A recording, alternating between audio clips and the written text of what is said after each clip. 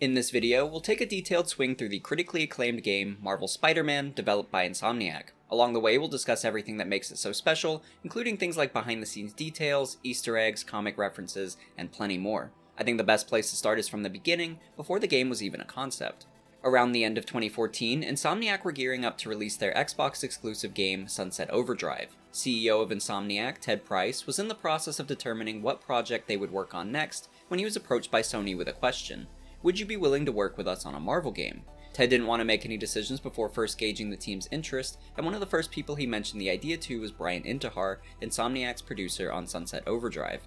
Bryan enthusiastically responded by saying that he would love to work on a Marvel game. The idea was later displayed to the rest of the team during a meeting regarding potential future projects, where Ted just put up the Marvel logo. As Bryan describes it, the whole room gasped and became extremely excited by the idea. So with that, it was decided. Insomniac would next team up with both Sony and Marvel to produce a Marvel game exclusive to PlayStation.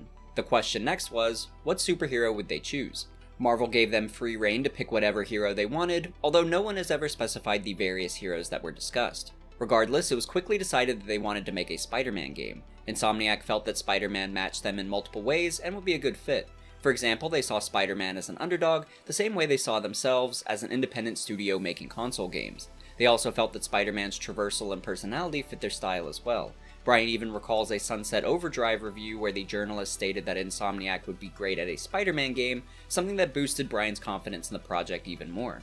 Speaking of Bryan Intihar, it was also decided that he would move up from producer to first-time creative director. This would be Insomniac's biggest game they'd ever done at the time, and as a first-time creative director, Bryan felt a ton of pressure to get it right.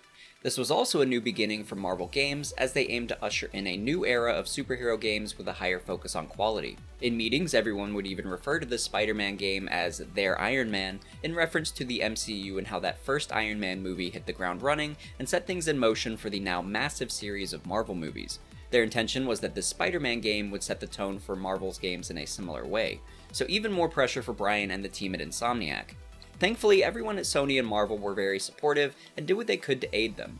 This involved a lot of communication, and Bryan states that it was a conversation with former Marvel Comics writer and current Marvel Games VP Bill Roseman that really helped him get the narrative into perspective. Bill said that the best Spider-Man stories are where Peter and Spider-Man's worlds collide, and this idea became the guiding light for their overall storytelling approach.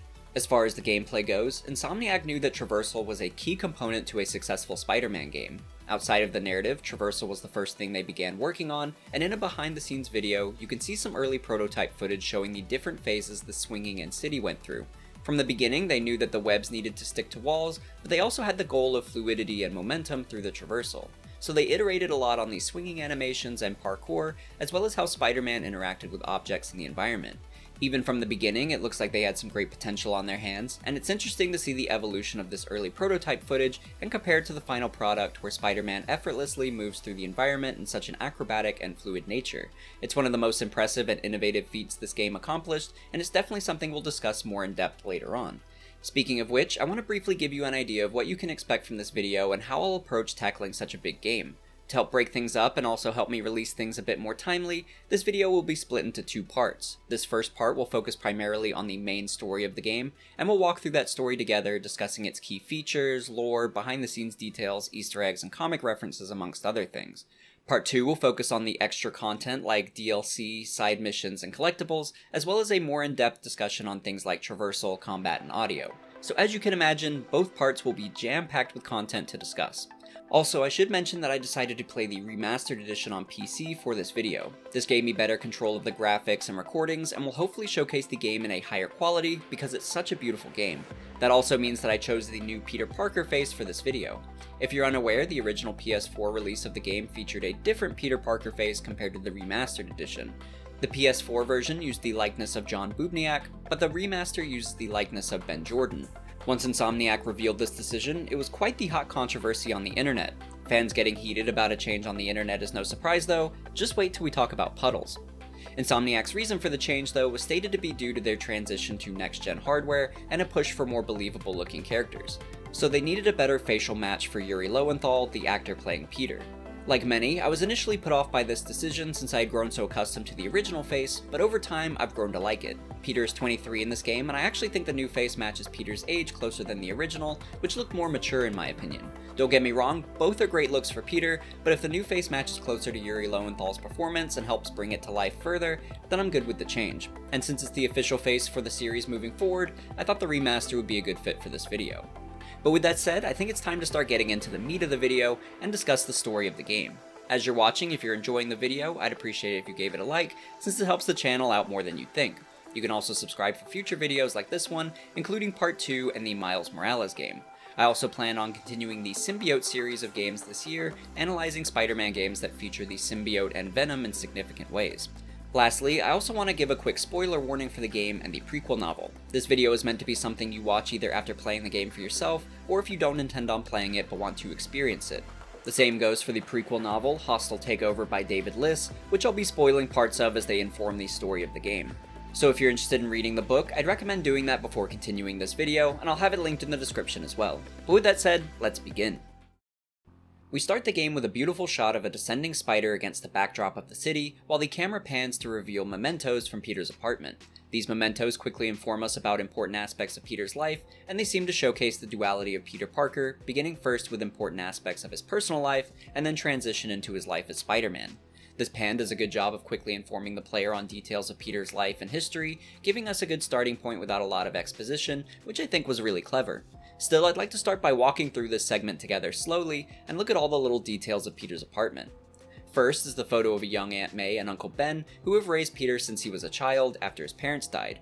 We don't often hear much about Peter's parents, but thanks to a collectible in the game, we learn that Peter knows some details about his parents, namely that they were spies. People know my parents died in a plane crash, but I still can't tell anyone they were government agents. Wish I knew more about them. I wish anyone did. In the comics, Richard and Mary Parker were spies for the US government. Richard, specifically, was working undercover in the Red Skull's organization, but Skull found out about it. Red Skull kept that knowledge a secret and ordered Richard and Mary to get on a plane for their next mission, a plane that he sabotaged. Richard and Mary then died in that plane crash. At the time, Peter was being watched by Aunt May and Uncle Ben while his parents were overseas, and when they learned of their death, they decided to raise Peter as their own. By the way, Peter also has a sister in the comics named Teresa. Teresa followed in the footsteps of her parents, working as a CIA agent and also with S.H.I.E.L.D. She was able to find Peter in adulthood and confirm that they're relatives. I don't know if we'll see Teresa in future games, but I thought it was worth mentioning. This is also one of only a few glimpses we'll get at Uncle Ben, since the story rightfully decided to skip Peter's origin story and give us a more experienced Spider-Man. In this game, Peter is 23 and fresh out of college, entering the job scene. During a presentation at GDC, Bryan Intihar describes why they chose this time specifically in Peter's life. First off, it allowed us to explore a time in Peter's life that wasn't as familiar to people. Personally, this was a very impactful time in my life. Around the same time I just graduated college, I was living on my own for the first time, paying my own bills, trying to start a career as a journalist, and I feel like others who played the game could really relate to that. It also let us touch upon mature themes like mentorship and partnership that help make the story much more emotional while also raising the stakes of the world. And lastly, he wasn't so old, like married with kids, that fans couldn't identify with him. I really like the decision to place the game at this point in Peter's life, since I think it's a great transition point that's relatable to many of us, and I think we're all familiar with Peter's origin, so we don't need to retread that ground. Continuing on, we also see a photo of Peter's closest friends, Harry Osborn and Mary Jane Watson. Focusing on Harry, the game doesn't give us a whole lot of time with him, but I was happy to see that the prequel novel featured some interactions with Harry. In it, he's often caught in the middle between Peter and MJ's relationship, with both of them confiding in him separately. More specifically, MJ tends to confide in Harry and keep him in the loop on her whereabouts. She doesn't tell Peter these things because she feels that he's smothering her. More on that in a bit. But MJ's secrecy results in Peter seeking out Harry for info on Mary Jane's whereabouts.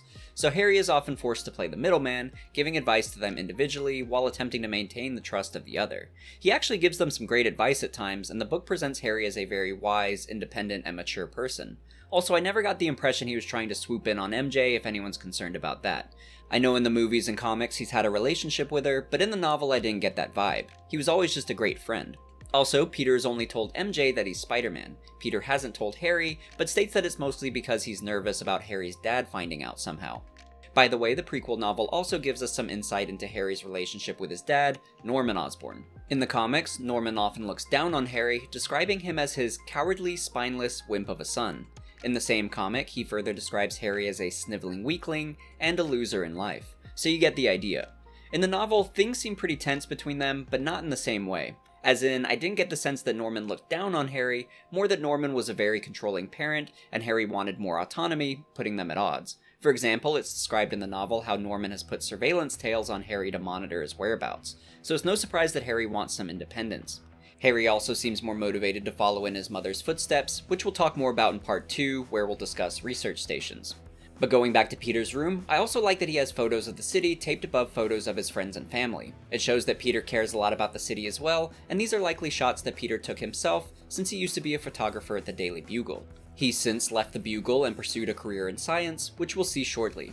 As the camera pans further, we see a photo of him and Aunt May in front of a banner for the Feast Shelter, a homeless shelter that Aunt May helps run. Peter also has some science decor, showing his interest in that field. Also, it looks like Peter's a bit of a gamer, with some generic game boxes and controllers on a shelf. Some of his Spider-Man themed interests start to blend in here as well. For starters, a police scanner, so he's aware of any crimes in progress. There's also a stack of comic books, but we can really only see the one on top, which is Amazing Fantasy 15, Spider-Man's first appearance. The camera pans further to show a notebook full of Peter's ideas regarding his web shooters. Like in the comics, this version of Peter doesn't have organic webbing as part of his power set, and instead had to craft his own web shooters. Also, I like the little doodle of Spider-Man swinging across the city at the bottom. Even when Peter's in the zone making things, he's still having fun. Continuing further along the workbench, we can see the web shooters themselves, which are very small and compact. More on that in a moment. Up on another shelf is a magazine featuring Norman Osborn, a notable name to any Spider-Man fan. Norman is currently the mayor, but this article describes his company Oscorp and their culture of secrecy. It also states that Norman believes secrets are the key to his company's survival in a world of corporate espionage. What I like about this magazine from a player's perspective though, is that in this quick glimpse at it, we're getting Norman's face and associating it with a few keywords such as secrets and survival, which I think are great words to define Norman and kind of tease his role in the game. The darts laying on the magazine are interesting too, since I assume the developers put these here for a reason besides just casual set dressing. Admittedly, I'm probably overanalyzing them, but my interpretation of the darts is based on their color scheme, yellow and green. This is the same color scheme as Dr. Octopus in the comics, so my theory is that the darts could be a subtle tease at Otto gunning for Norman later. The darts also match the Green Goblin's color scheme from the movies, with the all-green suit and yellow eyes, so there's that as well. Or maybe Peter just likes to shoot darts at Norman's face from time to time, who wouldn't? Whether I'm overanalyzing the magazine darts here or not, Norman plays a very interesting role in the game, and we'll talk about him a lot more moving forward. We next see Peter has a couple of jars labeled vacation money and new laptop money. It's funny, sad, and relatable, as you see that they're both basically empty, with maybe a few cents in them. So we know right off the bat that Peter's broke. The next shot is a cool one, showing a magnified image of the inside of Peter's mask and the electronics within it. This Spider-Man isn't just using a basic mask, but instead has incorporated features into it such as movable eye lenses, a microphone and earpiece so he can call people, and various other features that we'll see shortly. Moving ahead a bit, Peter also has a board with newspaper headlines regarding villains he's captured in the last 8 years. I guess this is basically Peter's version of trophies. We see one of Scorpion, Electro, Rhino, and Vulture. There's also one for Wilson Fisk, who's more of a current target. But probably the most fun to examine are the post-it notes on his wall. There are multiple, so I'll just point out the most interesting ones. Towards the left is one that reads, "Call TS back, re-job offer." TS is likely Tony Stark of Stark Industries, aka Iron Man. Peter should really take that job, but we'll soon find out that Peter is loyal to his current employer and the work that they're doing. Tony Stark, or TS, is also briefly shown earlier during the cinematic as the initials for an author of a book about mechanical engineering. Definitely something Tony Stark would be proficient in. As far as why Insomniac only used initials here, I'm guessing it functions as both a subtle Easter egg and a way out so they don't have to commit to including certain characters in the future. We also see similar initials for a post-it note to the far right that reads, "RR Suit Fabric Ballistic, call to confirm."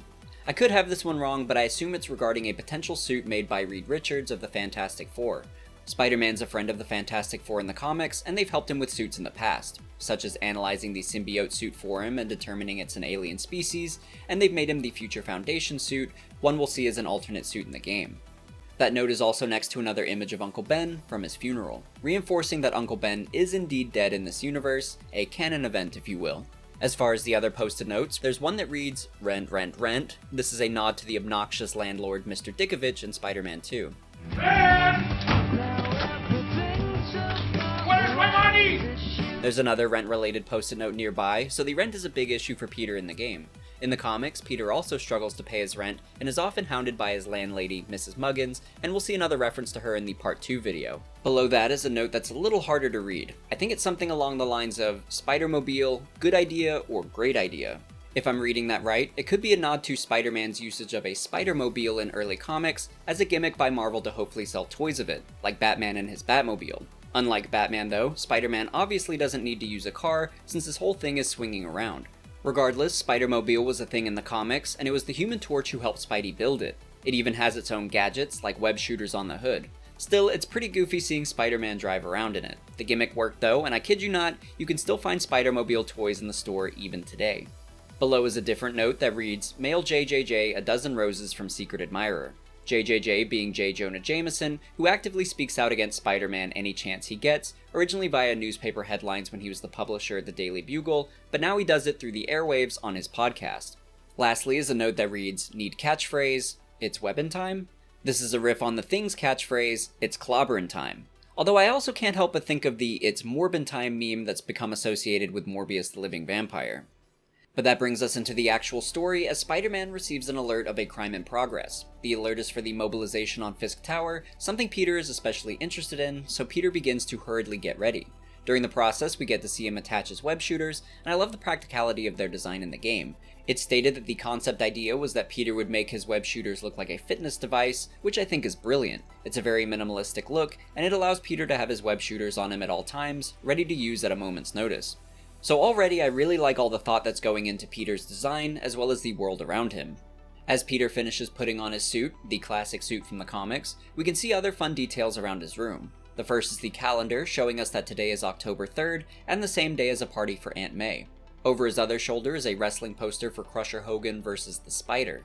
In the comics, after getting his powers but before becoming Spider-Man, Peter fought Crusher Hogan in a wrestling match to earn some money. It seems he did this in the game too, since the dates line up, with the poster listing the year as 2010. Peter's been Spider-Man for 8 years, and the game came out in 2018, so this wrestling match was one of the first things he used his powers for. There's some interesting differences between the suit in the game and the comics though, since the suit matches Peter's wrestling outfit from the Ultimate Comics, not the 616 version. In Amazing Fantasy 15, Peter instead used plain clothes and a web-looking mask, so I thought it was interesting that they used the Ultimate design here. What's even more fun is that we can unlock the game's wrestling suit as well, which we'll discuss in the Part 2 video. After putting on the mask, the HUD inside begins to initialize, and I like how Peter's personal HUD matches our player HUD that we'll be using throughout the game. For example, in the top left corner, he can see his own health bar, and in the top right, he can see his currently equipped web gadget, as well as how many shots he has of it. In the bottom right, he can also see the mini-map, which is synced from Oscorp data, and above it is a comm system where he'll see phone call information. In the bottom left, it says Input Control Text, which is where we, the player, get button prompts for certain actions. All of these match the game's HUD that the player sees during gameplay, which is a really cool detail, making things feel more immersive instead of immersion breaking. Another cool HUD detail is that immediately after this, Peter's final notice for the rent gets slipped under the door, and a notification pops up for him warning him to pay it. I also like how Peter has a moment of debate on whether to focus on a Peter Parker problem, the rent, or a Spider-Man problem, the Fisk alert. For a moment he goes towards the bill, but ultimately decides against it and leaps out the window. And just like that, we're off towards Fisk and seamlessly thrust into gameplay. I want to focus on the word seamlessly for a moment because it's so cool how the game transitions from a cutscene straight into gameplay. It makes everything feel so smooth and appear much more cinematic. You're there with Peter in the moment, and it makes the swinging tutorial feel even more exciting. We'll talk about traversal more throughout this video and especially in part 2, but in these early moments it feels very smooth and it hooked me instantly. While we're learning to swing, Spider-Man calls Captain Yuri Watanabe, his insider in the police force. She's also a character from the comics and an ally to vigilantes. In her first appearance, she's introduced as a contact of Daredevil's, providing him and Spider-Man time to defeat all of the enemies in a building before bringing her police force in to make arrests. We see she's an ally in the game too, as she tells Spider-Man her plans for arresting Fisk. She says she wants Fisk brought in by the book because she knows how good Fisk's lawyers are. Spider-Man begs to help, stating that he's waited 8 years for this. Reluctantly, she tells Spider-Man to assist her men in Times Square. I thought the storytelling approach was really cool because it feels like we're thrust into the ending of a different story, which we kind of are since a lot of this Fisk story takes place in the prequel novel. Like Spider-Man and Yuri discussed, Spider-Man has indeed been working on taking down Fisk for 8 years, since it's established in the novel that Fisk has been a problem ever since Peter got his powers. Peter even managed to get Fisk arrested early on, but Fisk's lawyers were able to get him out of trouble quickly, which is why Yuri is so nervous about them now. Yuri has been goaling to take down Fisk for about as long as Spider-Man, which is basically how they ended up working together in the first place. The novel also describes how they were able to get a warrant on Fisk, and it's due to the help of Maya Lopez, aka Echo. Echo is a deaf superhero in the comics, who you might also recognize from Hawkeye Season 1. She was adopted at a young age by Fisk, who told her that her father was murdered by Spider-Man, although in the comics she's told it was Daredevil. Later, she learns this was a lie, and that Fisk was the cause of her father's death. In the novel, she was able to get evidence tying Fisk to the murder, which is how Yuri got a warrant. In the comics though, when Echo finds out that it was actually Fisk who had her father killed, she shoots him, which blinds him. So Fisk actually gets a much gentler resolution in the novel, as Echo opts to just have him arrested. Still, Fisk has no plans of going down quietly, as we next see his men open fire on police cars. Spider-Man swings in to help, and we're given our first taste of combat. Just in these early sections, I really like the combat system Insomniac created. I like the evasive nature of it, and I think the animation department did an incredible job nailing the acrobatics of Spider-Man. In interviews, Bryan and Intihar said that internally they referred to Spider-Man as an acrobatic improviser in regard to combat, which I think is a great way to describe it. You constantly feel like you're reacting to enemies, but twisting things to your advantage. It's a more evasive style where you're often dodging out of the way of attacks, but able to follow up that dodge with an offensive maneuver of your own. I also love that you can incorporate the environment into your attacks, like launching a trash can or a sewer lid at an enemy. Environmental attacks always draw me into a game more by adding to the immersion, but I also like that it adds another layer to the combat, feeding into that improviser vibe. Then there are the web shooters, which are equally fun to use. It's incredibly satisfying webbing enemies to walls, even just in these early sections. The combat and gadgets evolve a lot over the course of the game, so we'll have a lot more to discuss in the Part 2 video, but for now I think it's a great system that feels very fun and thematic. After defeating these enemies, an explosion goes off near Yuri's location, so we head there next. Yuri and her men are under fire from Fisk Tower, preventing them from entering the building. If Fisk escapes the building, they likely won't catch him, so without another option, Yuri gives Spider-Man the go-ahead to get in there and apprehend Fisk. This leads to another great cinematic, which seamlessly transitions to gameplay as Spider-Man enters the lobby. This also gives us another opportunity to get the hang of combat as we clear the room of Fisk's men. One thing I like about this level is how well it's paced as a tutorial level.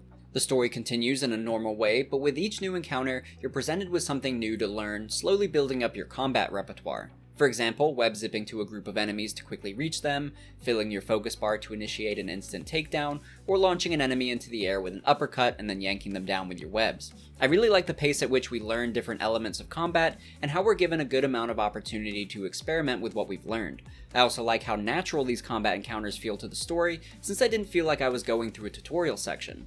As we continue through the building, Fisk starts to detonate explosives to slow everyone down, trapping civilians. Spider-Man attempts to rescue them, which leads to a fun comic reference when you have to lift rubble from the ground.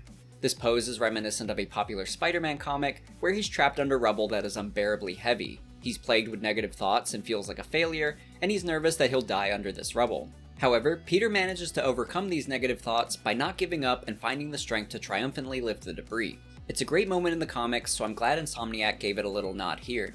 Soon after this, we're briefly introduced to the parkour system, which is very simple since you basically just have to hold down the right trigger as you approach obstacles in your path.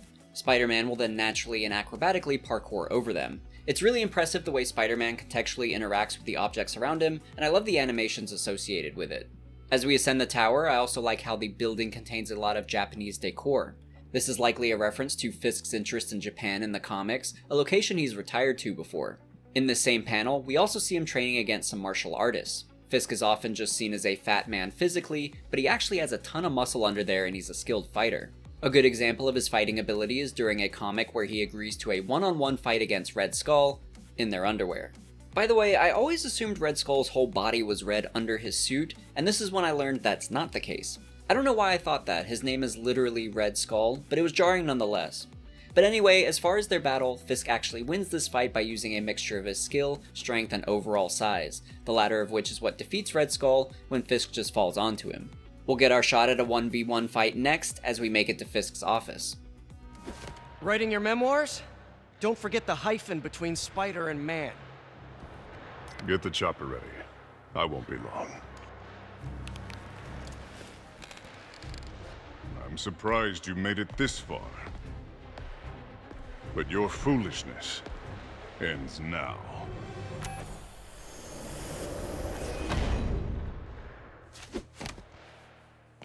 You do know I can still see you, right?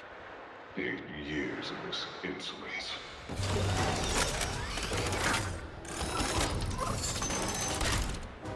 Oh, for me? You shouldn't have!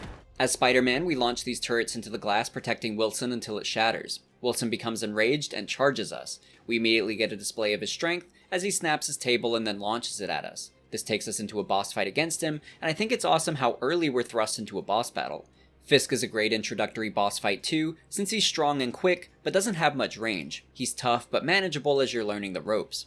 At first, it begins as a one-on-one battle as you learn how to best fight him. After you've done enough damage, we get another seamless transition from gameplay into a cutscene, one that further displays how strong and formidable Fisk is.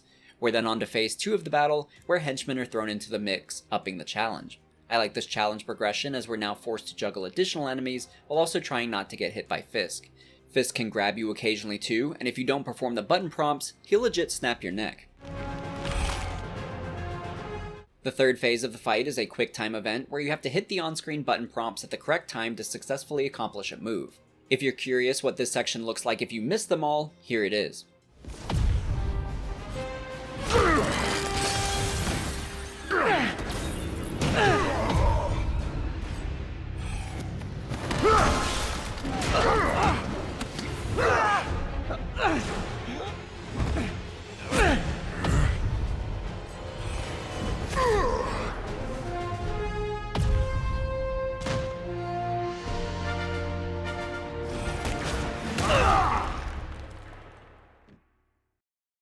There are multiple quick-time events in this game, but I found the Fisk one to have the most interesting failure scenes. I'm also not really a big fan of quick-time events in games, but the action and animations in this one make it feel more exciting than in most games, so I can give it a bit of a pass, although it's something I'd like to see reduced in future games. But when you successfully do the quick-time events against Fisk, it results in Spider-Man webbing him into a cocoon as a gift for the police waiting below.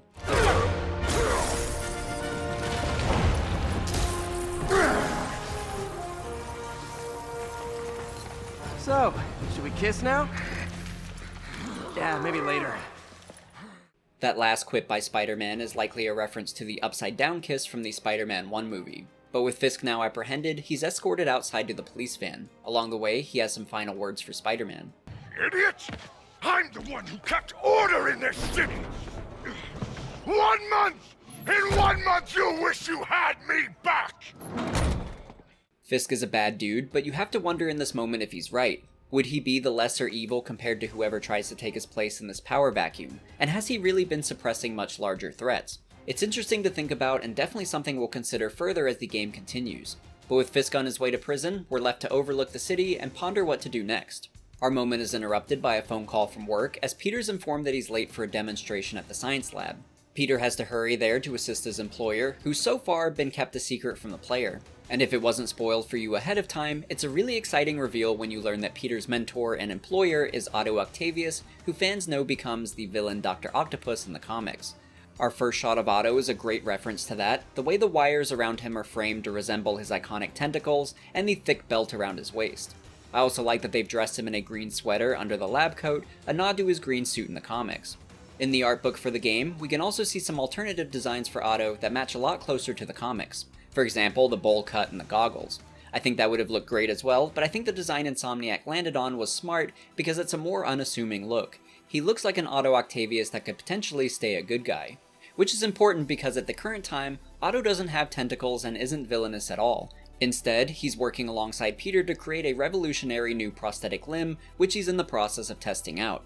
Their project is progressing forward, but it's not quite ready, as we see when it starts to malfunction, blowing fuses and even electrocuting Otto at one point. Worst of all, this occurs as the grant committee who fund the project walk in. They're obviously frustrated, so Otto excuses Peter for the rest of the day while he tries to talk them down. Peter isn't ready to give up yet, and decides to examine why the power dampener failed. We'll then step into the shoes of Peter and attempt to solve the problem. You know, I'm something of a scientist myself. This works like a mini-game, where we have to put pieces of a circuit into place to reach the target voltage. I thought these were pretty fun and challenging, and a neat little way to further immerse us into the role of Peter Parker. The same goes for the spectrograph puzzles, where we have to match the patterns of an unknown substance with the pieces we have available. This was my favorite of the two, probably because it didn't require math. While we're in the lab, we can also take a moment to explore it. One of my favorite things about this game is how the lab changes throughout the story, so as a baseline, let's walk through some of these details now. First, there's a whiteboard where Otto has been planning this year's goals for his company, Octavius Industries. This includes things like increasing funding, doubling staff, large-scale trials, and shipping a consumer model of a completed prosthesis. Another whiteboard shows his plans and science regarding their current prosthesis. In the back, we can find Peter's office, which has some neat details too. The first is a photo of Dr. Octavius at Peter's graduation. Peter says he interned for Otto in college and has been working for him since. I think this photo makes it clear that Otto has become an important mentor figure in Peter's life, which will be important as the story unfolds. Speaking of mentor figures, we can also find a photo of Uncle Ben, where he's teaching Peter to build a table. I like how both of these photos are in Peter's office and show the two most influential figures in his life. Another detail I like is that we can find a basket of dirty clothes in the office, so Peter must be washing his laundry here to save money. While we're exploring, we can also eavesdrop on Otto's conversation with the grant committee, and there are a few different ones if you leave the window and come back to it. Here are a couple examples. You know, just yesterday, we saw an extraordinary reaction cascade in the Limbic Bridge. We're looking for results, not cascades, Doctor. And results you'll have. Trust me, our work grows more promising every day. That reaction cascade was pretty awesome. Was your research assistant late today? What sort of staff are you employing with our money, Doctor? I'll ask you to leave Peter out of this, please. He's young, still learning, but he's indispensable. A genius in the making. Wow. Thanks, Dr. Octavius. Otto means that too, since you can find a tape recorder where he describes Peter as a genius, but chronically late. That sounds familiar. Peter Parker. Brilliant but lazy. The last thing I want to point out here is this file on one of the tables. It's for their first volunteer subject, Lance Corporal Texidor, who is actually a real person. There's a video on YouTube where he describes being shot in the leg in Iraq and faced amputation of it. With the help of UCLA Operation Mend, they were able to save his leg and help him walk again. It's a cool story, and I love that Insomniac used him as a cameo in the game. I'll leave the video linked in the description for anyone who'd like to check it out themselves as well. But now, we'll leave Otto to continue his conversation with the grant committee and head back out into the world. Now that we're outside, we're introduced to the open world and given some brief tutorial missions to get us going. Along the way, Spider-Man will have phone conversations with Yuri, where he busts out an alternate identity. You're in luck, Yuri. Your favorite tough but lovable, grizzled, seen-too-much detective is in town. What? No. You promised you wouldn't do that any— Spider Cop. Please, no. From his elevated position, Spider Cop spies his destination. A second surveillance tower. Are you narrating yourself? What? No! Of course not! The chief never did understand Spider Cop. Thought he was a loose cannon. Already regretting this. The Spider Cop joke has become a fan favorite part of the game, but it almost wasn't included. During an interview with Kinda Funny Games, Bryan Intihar describes initially being apprehensive about doing it. And Ben hadn't been at the company for a super long time, but I knew he was really, really good. And he understood the character really great. And Ben sends this thing to me and John, and I read it, and I just, like, Ben was awake, because Ben and John sit right next to each other, and I go over to John, I go, John, I don't know if this is gonna work. And I'm like, this might be a little too far. He goes, just try it, screw it. If it doesn't work, whatever, we'll just strip out the lines. Sure. And we put it in, and literally everybody in the studio was like, Spider Cop, Spider Cop, Spider Cop. Yeah, and it took and what's awesome about something like Spider-Man is that it took something that was very kind of tutorially and made it really fun and memorable. Oh yeah, it made it like a real thing you could see yourself doing. Yeah. It's interesting to hear that it wasn't an original part of the script and really just something added as filler, but became a really memorable moment. Bryan later stated that he asked Ben Arfman, the writer of the Spider Cop lines, how many script variations he went through before landing on the Spider Cop idea, to which Ben said 15. So it's cool to hear that it took multiple iterations to get to this point, and I like that everyone at Insomniac were willing to play around and test different ideas until they found what worked best. But after a long day of spider copping, Peter realizes how tattered his suit is from the Fisk arrest, so he decides to head back to the lab to repair it while Octavius is away for the night. If we explore the lab before immediately getting to work, we can already find some changes. To start, Otto has revised his business plans with a Plan A route and a Plan B route. Plan A looks much more in depth and thought out, but he's X'd it out in favor of Plan B, which looks more rushed and not thought through. For example, 0 bugs, everything perfect. This is likely in response to the meeting with the grant committee going poorly. On the other whiteboard, he's working on his company's vision statement, circling the one that says, Octavius Industries, groundbreaking technology, creating the world you deserve. So nothing too crazy, and Otto seems to be of sound mind, but there are little nudges that feel like something sinister could be on the way. For example, this tape recording. You know, as we've prepped for the upcoming fitting, I felt an itch in the back of my brain. Is this really the best method of limb replacement? Silly, I know, but I keep thinking, might there be another way? The part where he says that he's had an itch inside his brain is unsettling phrasing and is also reminiscent of times he's lost control of himself and become the maniacal Dr. Octopus. One of the things I love most about these early moments with Otto is that you're never quite sure if he'll actually become a villain or not. He seems like a very down-to-earth and reasonable man in our early interactions with him, and he seems like a great mentor for Peter. They could do great things together. I found myself hoping that maybe in this version he wouldn't become Dr. Octopus, and that he could be an ally. But little nods like that tape recorder give you that ominous feeling that something bad is slowly growing. So I'm really loving everything about how Otto Octavius is being handled in this game, and we'll continue to explore that as the story progresses. Also, before we fix up the suit, it wasn't until this playthrough that I realized you can turn on music while you're in the lab, and there are different stations for whatever you're in the mood to listen to.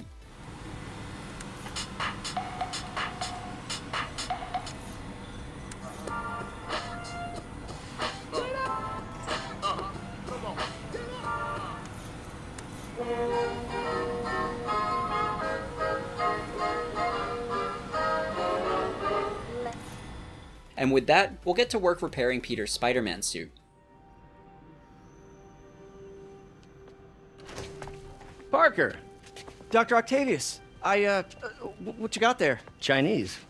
If I know you'd be here, I would have... What are you working on? Oh, just a side project.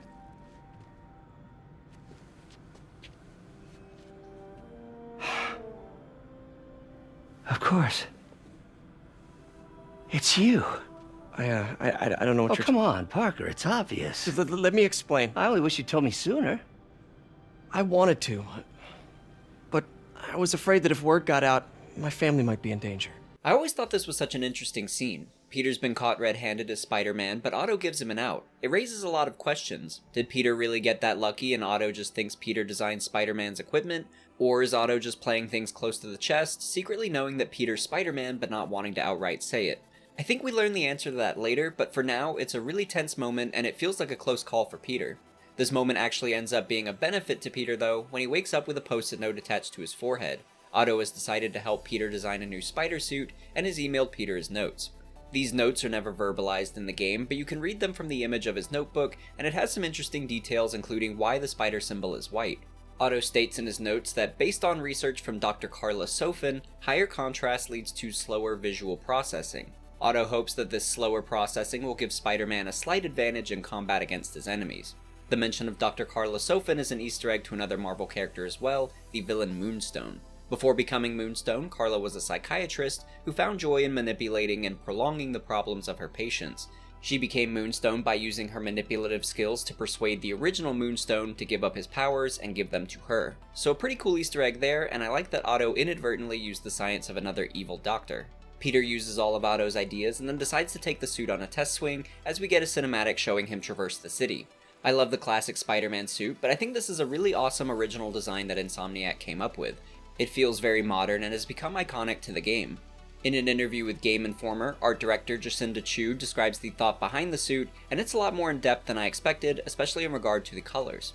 The blue is where we allow flexibility for Spider-Man, so that's where he would require the highest range of motion. Anything that's red is actually made out of a slightly thicker material, and it's what he would be using for armor reinforcement. It's where he might get hit the most, or where he might be, for example, scraping against a building when he's swinging around the city. And then we get to the white. And the white is actually like a flexible carbon fiber, so if you look really closely at it, you'll see the surfacing on it, and you can tell it's carbon fiber. That's located on his chest, it's on his gauntlets, and also on his feet. That's what he would use for, again, when he's fighting, that's where he want reinforcement. And if he's blocking, that's the other reason why you want carbon fiber in those locations. So a lot of effort went into, figuring out the rationale behind this suit. Jacinda describes some of their early ideas for what body type to use for their Spider-Man. Originally, she said they went with a more gangly Spider-Man like in his younger years, but it didn't quite look right. Then they transitioned to a more muscular Spider-Man, which they referred to as a football player's build in the art book. We also get a visual example of this in the art book, which is pretty interesting to see. Jacinda states that this model appeared too heavy for the swinging, and they needed a sleeker body type, so they landed on a more athletic build. In that same image, we can also see an earlier idea for their original suit, which looks pretty cool as well. Honestly, I wouldn't mind seeing something like that as an unlockable suit in a later game. But overall, I really like the suit that they've created, and I appreciate how much thought went into how it functions. From here, we'll eventually head to the Feast shelter for a party in honor of Aunt May. Before the party starts, we can take a look around the shelter. One detail that I thought was fun is this wall of photos featuring the Volunteer of the Week. These are all photos of various developers, and they'll rotate out as you visit Feast over the course of the game. There's also an interesting flyer around the shelter for a law firm.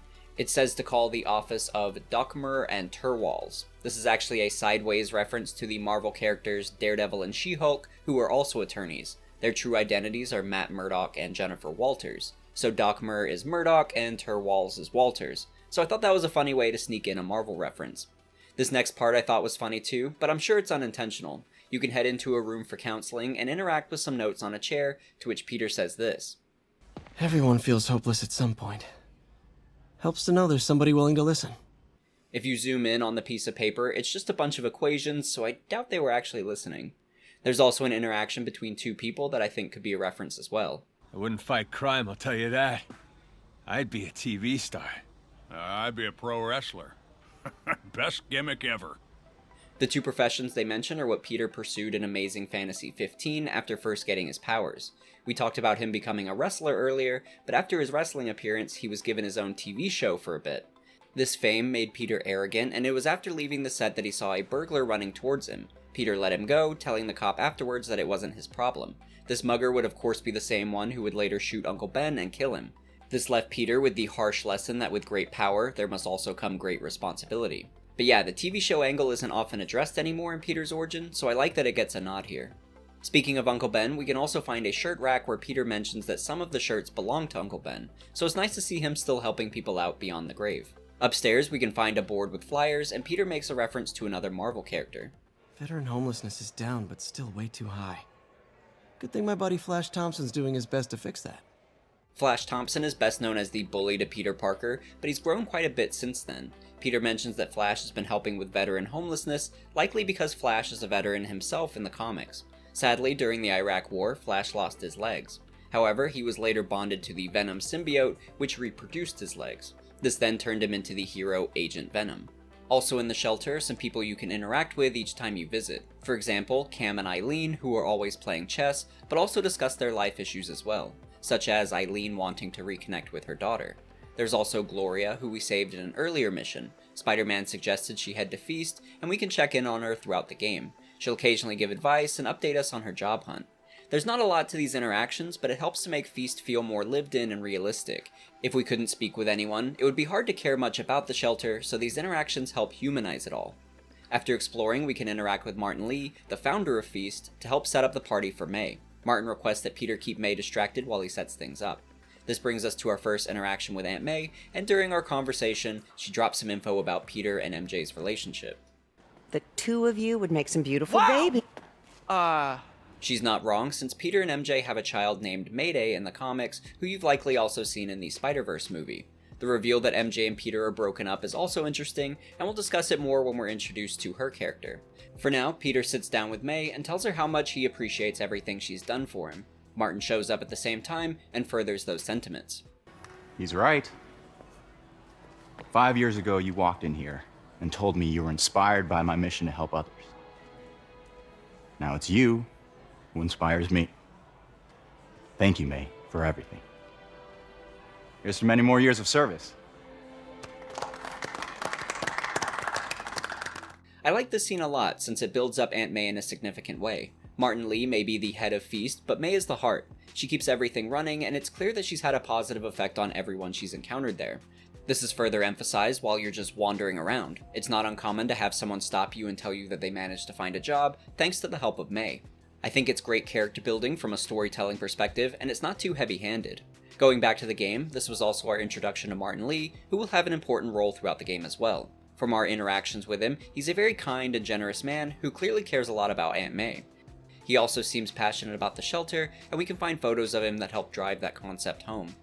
Peter's forced to leave the party shortly after this though, when he receives a text from Yuri. She tells him that a silent alarm was just tripped at an auction house holding Fisk's estate sale, so Peter heads there next to check it out.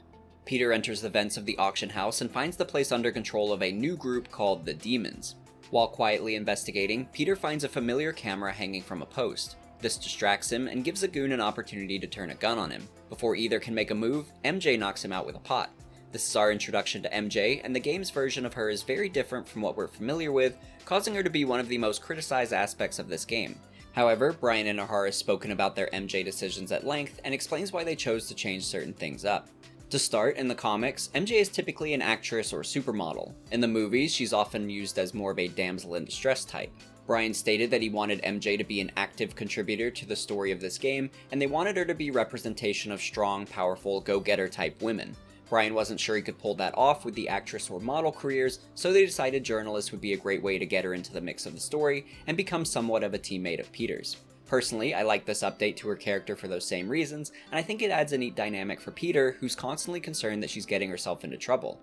In fact, that's exactly why they broke up in the prequel novel, because Peter was smothering her, constantly worrying about her and telling her what she should and shouldn't do. Even now, it's an element of their relationship that they're still trying to work through, but as friends.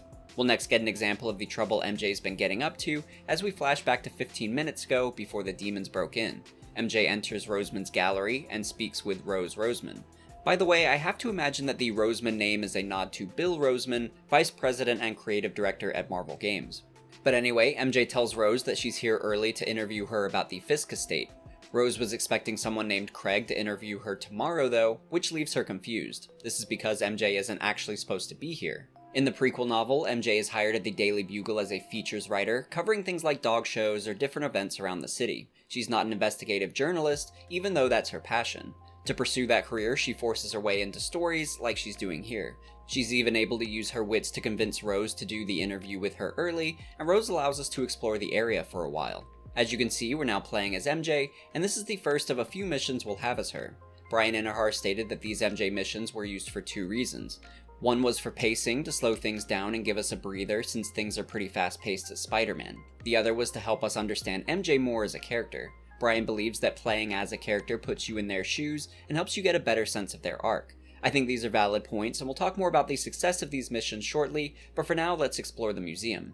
There are a lot of objects in the museum that you can examine, and MJ has thoughts on each of them. Her commentary on this sword in particular gives you a good sense of her past with Peter and what her role has been.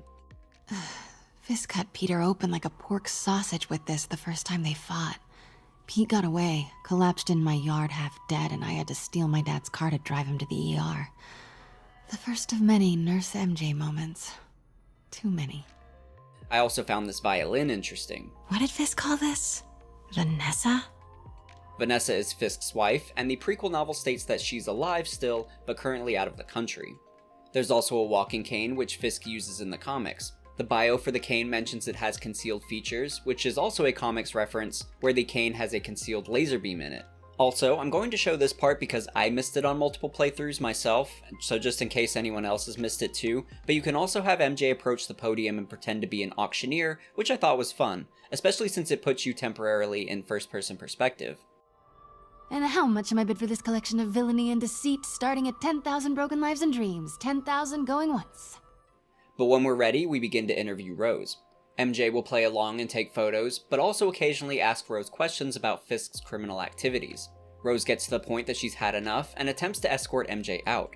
MJ asks to use the bathroom first to buy herself some time. Coincidentally, Craig calls, and together, they realize MJ isn't supposed to be there. MJ isn't done yet though, since there's still a statue in Rose's office worth investigating closer. We'll sneak in, and MJ recognizes it as a statue that Fisk used to hide evidence in. After unlocking it, MJ finds a blackmail file on Norman Osborn regarding something called Devil's Breath. This is also the moment that the demons enter the building and begin searching for the file. That brings us to the moment MJ reunites with Peter, and they decide to split up. MJ will attempt to escape with the file, while Peter clears out thugs. This then puts us back in control of Spider-Man. Before moving on though, I want to talk about that MJ mission a little bit more. We talked about the reasons Insomniac chose to have us play as MJ, and for the most part, I agree with their reasoning, and I think they were right to do so. However, I don't think they got the execution totally down.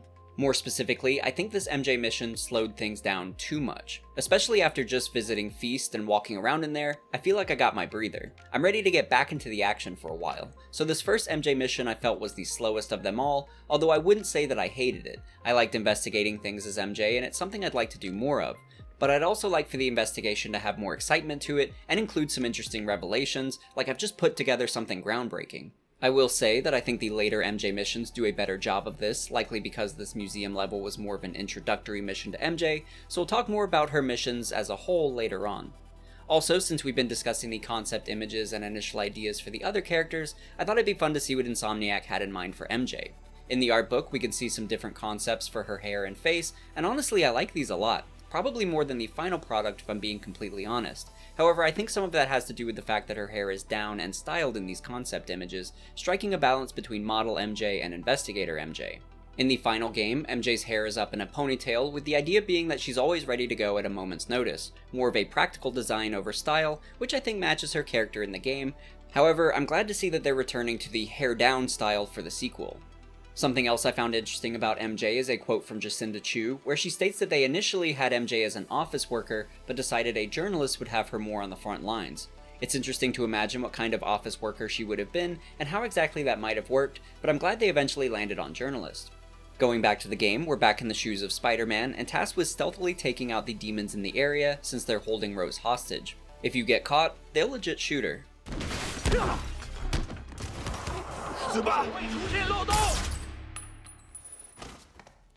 Pretty intense, so we'll have to do this carefully. As far as the stealth gameplay, I like it a lot. I think the animations are all really good, and I like using my webs to lure them into a trap. It's very satisfying stealth gameplay, and something I never got tired of doing. While we're clearing the room, we'll hear MJ begin to scream as she's caught by the demons. They're really aggressive towards her, and manage to get her to drop the file. Spider-Man bursts in at the right time to save both MJ and Rose, at the cost of our stealth. One of the demons even manages to escape with the file, while we're left to fight the rest of them. The demons are a pretty significant increase in challenge compared to Fisk's men too. They're more powered up, and they feel more aggressive. I like this though because it had me flipping around the environment more and kept me on my toes, especially in the later missions when we're introduced to more challenging demons. But after defeating them, Peter will take one of their masks for further investigation. We then see the aftermath from MJ's perspective, where she's confronted by Rose about not being Craig's reporter. MJ confidently reveals that she actually works for the Daily Bugle, and presses Rose for information on the file that was stolen. Rose storms off, and MJ texts Peter. He invites her to dinner to debrief. Smooth. We then cut to them at a restaurant, where they catch up for the first time in 6 months. MJ says she just got a text from Robbie at the Bugle, stating that she has to meet with their legal team about her antics tonight. The Robbie she mentioned is Robbie Robertson, editor-in-chief at the Daily Bugle. Peter used to work at the Bugle too, as a photographer selling photos of Spider-Man, but eventually left to pursue his love of science. MJ asks more about Peter's work life, and eventually she brings up their relationship, asking if he remembers why they broke up. Before Peter can answer, he's saved by a police siren rushing by, and he runs out of the restaurant. Before MJ leaves, we get an awesome cameo. Love seeing you two together again. You always were my favorites. It's always great to see Stan Lee, so I'm glad Insomniac were able to include him. We'll next catch up to Spider-Man as he follows the police cars. They're after Herman Schultz, aka the Shocker, who we catch in the middle of a robbery. This leads to a chase sequence where we have to pursue Shocker in hopes of catching up to him. Spider-Man and Shocker manage to carry a conversation with each other during this chase, and Spider-Man deduces that Shocker must be working for someone. When we catch him, Shocker doesn't reveal anything, so Spider-Man just webs him up for the police. You know what, Herman? You have like zero personality, but your suit is awesome. Can we talk design details? Maybe later. Peter's right about his suit, and I really love this new Shocker design. It's a great blend of the classic look, but modernized. Shocker's suit seems to have gone through a lot of iteration though, since the art book shows quite a few different concepts for it, and they vary widely. Ultimately, I really like the design they chose for the game though. With Shocker apprehended, Peter decides to head back to the Feast shelter to speak with Martin Lee. Martin has a degree in art history, so Peter thinks he might have an idea about the origins of the mask. Interesting. Where'd she find it? I'm really not sure. What is it? A replica of an antique Chinese opera mask. I haven't seen one in years. This symbol here roughly translates to demon. Demon? My father read me ghost stories with that mask and symbol in it when I was young. Scared the hell out of me. Peter, listen. That mask, it could be connected to dangerous people. Mary Jane might want to find a different story. Do you think she's in trouble? I don't know. Why take the risk? I really like this interaction between Peter and Martin. Both of them feel like they're playing things close to the chest and know more than they're letting on. This is also the first lengthy interaction we get with Martin, and he seems very conflicted about something. We'll learn later that there are essentially two sides to Martin Lee, and even early on here you get a good sense of that, although it's subtle. For example, the way his facial expressions seem to change on a dime. One moment he'll be very friendly and smiling, and the next he looks more serious and intense. So I want to credit the performance of Stephen O. Young, who plays Martin Lee, because I think he's doing an excellent job. I also like this scene because it's an example of Peter's worlds colliding, and it's only the beginning. This is also probably a good time to talk about the comic origins of Martin Lee, if you can even really call him that, but I'm getting ahead of myself. He began as a member of the Snakehead gang in China who would smuggle Chinese immigrants into America. Their ship ran aground near the New York harbor, and he feared of the US Coast Guard's investigation, which would likely see him deported. So he instead finds a dead immigrant who earlier died of pneumonia and takes his identification, the name of the dead man being Martin Lee. This new Martin Lee then swims to shore to regroup with his fellow Snakehead smugglers, only to find them dead, killed by the Magia.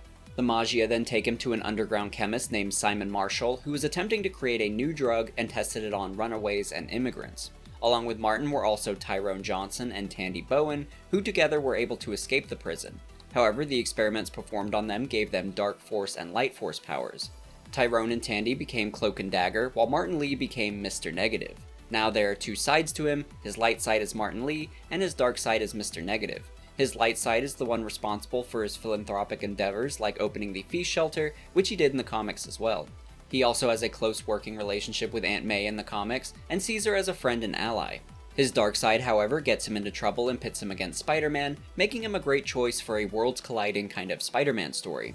In the game, we'll soon see that Martin's dark side still has influence on him too. His origins in the game are quite different from the comics though. In his bio, it stated that he was orphaned at age 7 and grew up in foster care in Manhattan. When he turned 18, he went to China and made a fortune in the shipping industry. At age 27, he returned back to New York as a billionaire and set up charities across the city. We'll later see that the origins of his powers are quite different from the comics as well, but more on that later. From here, Peter calls MJ to let her know what he learned from Martin, and then heads to the lab for the fitting of Lance Corporal Texidor. The fitting goes great too, and seems to function perfectly. There's barely any time to celebrate though, as workers bust in and start confiscating their lab equipment. Otto goes to call the mayor's office, but then... Peter Parker, how the hell are you? Speak of the devil. Mr. Osborn. Oh, please. How long have we known each other? It's Mr. Mayor. It's Norman. Norman! Norman, what do you think you're doing? The grant agreement you signed has strict safety provisions. This isn't your first violation. Those were excused. By me. We should have confiscated this equipment long ago. But I've had a breakthrough. Thank you for your great service to our country. These folks will escort you to Oscorp Robotics, where you'll receive the latest in prosthetics. No charge. This isn't about safety infractions, is it? I'm trying to help you, Otto. You're free to continue your work in a secure environment. At Oscorp. You always were the smartest guy in the room. You haven't changed a bit.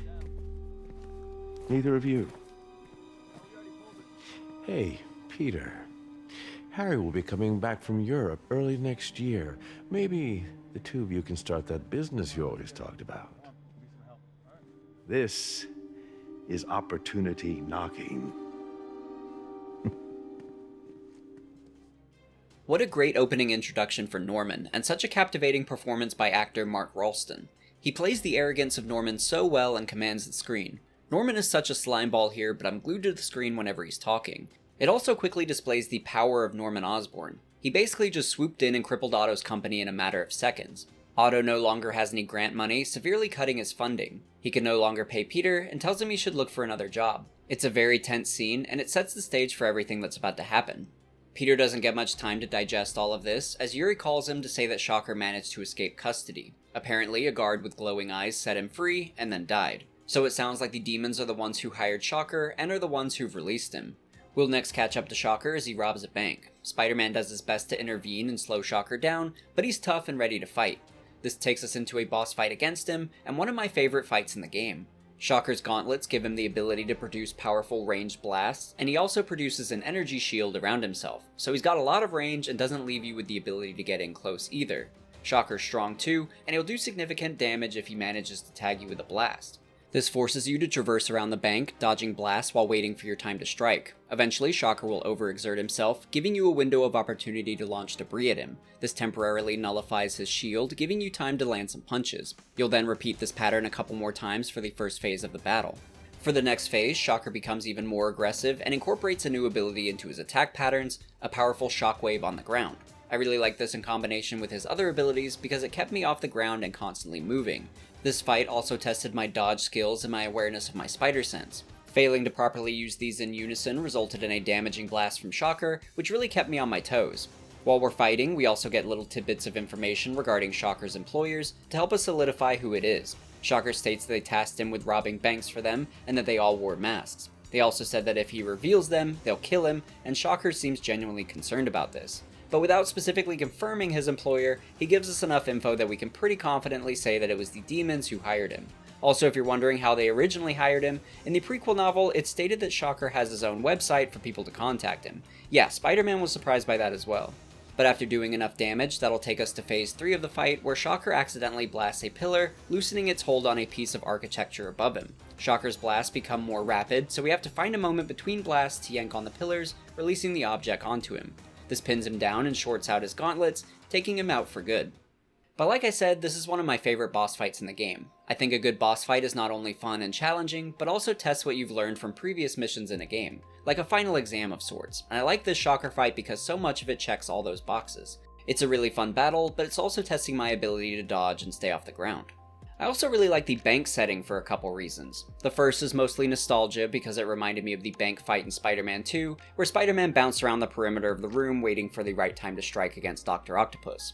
The other reason I like it is that it's one of the few boss fights in a confined space. We still have room to roam, but the walls keep us closer to Shocker than we may be comfortable with. This kept up the pressure and gave me less time to react to Shocker's ranged attacks, so I think this setting worked well with this villain. As we'll see later, a lot of the other boss fights take place outside, so I like that this one differentiates itself in that way. But overall, I really love this battle. My only complaint about Shocker is that his use in the story was never all that clear to me. Why did the demons need him? Couldn't they just rob banks themselves or possess someone else to do it? I think the idea is that they brought in Shocker to rob from higher security banks, since we can see that he can just blast down vault doors with his gauntlets. So I would have liked Shocker to feel a bit more important to the story, since as it stands, he feels kinda tacked on. And now that he's apprehended, he's taken to the Raft prison, and pretty much forgotten for the rest of the game. The demons have been busy though, and Yuri tells us that there are reports of them at a Fisk-owned shipyard. Spider-Man goes to investigate, but Yuri calls in an officer to give him a hand. That officer is Jefferson Davis, the father of Miles Morales. That's not specifically called out at first, but Jefferson will drop little hints about his son, like saying he's a Spider-Man fan and that he's good with tech. Little does Peter know, they're discussing his future protege. I also found it interesting that this isn't the first time Spider-Man has met Jefferson Davis, based on the prequel novel. At one time, there was another hostage situation at Roseman's gallery, and Jefferson had a quick interaction with Spider-Man, filling him in on the situation. The interaction was so brief, though, that Peter pretty much forgot his name immediately afterwards. So as far as they're aware in the game, this shipyard is the first time that they've met. Peter and Jefferson next explore the shipyard together, and most of my enjoyment of this level came from Jefferson. He's such a cool dude and really charismatic. I could investigate crimes with him all day. It's refreshing to interact with a trusting cop, too. We of course have Yuri, but most of the other cops don't seem to trust or like Spider-Man much, so it's nice that Jefferson is so welcoming. He's also proven to be really smart during this investigation, and with his help, you're able to uncover a hidden entrance to Fisk's weapon stash. It clearly used to contain a lot of weapons, enough to make the Punisher tear up. It looks like we just missed the demons though, and they've already raided the majority of the weapons.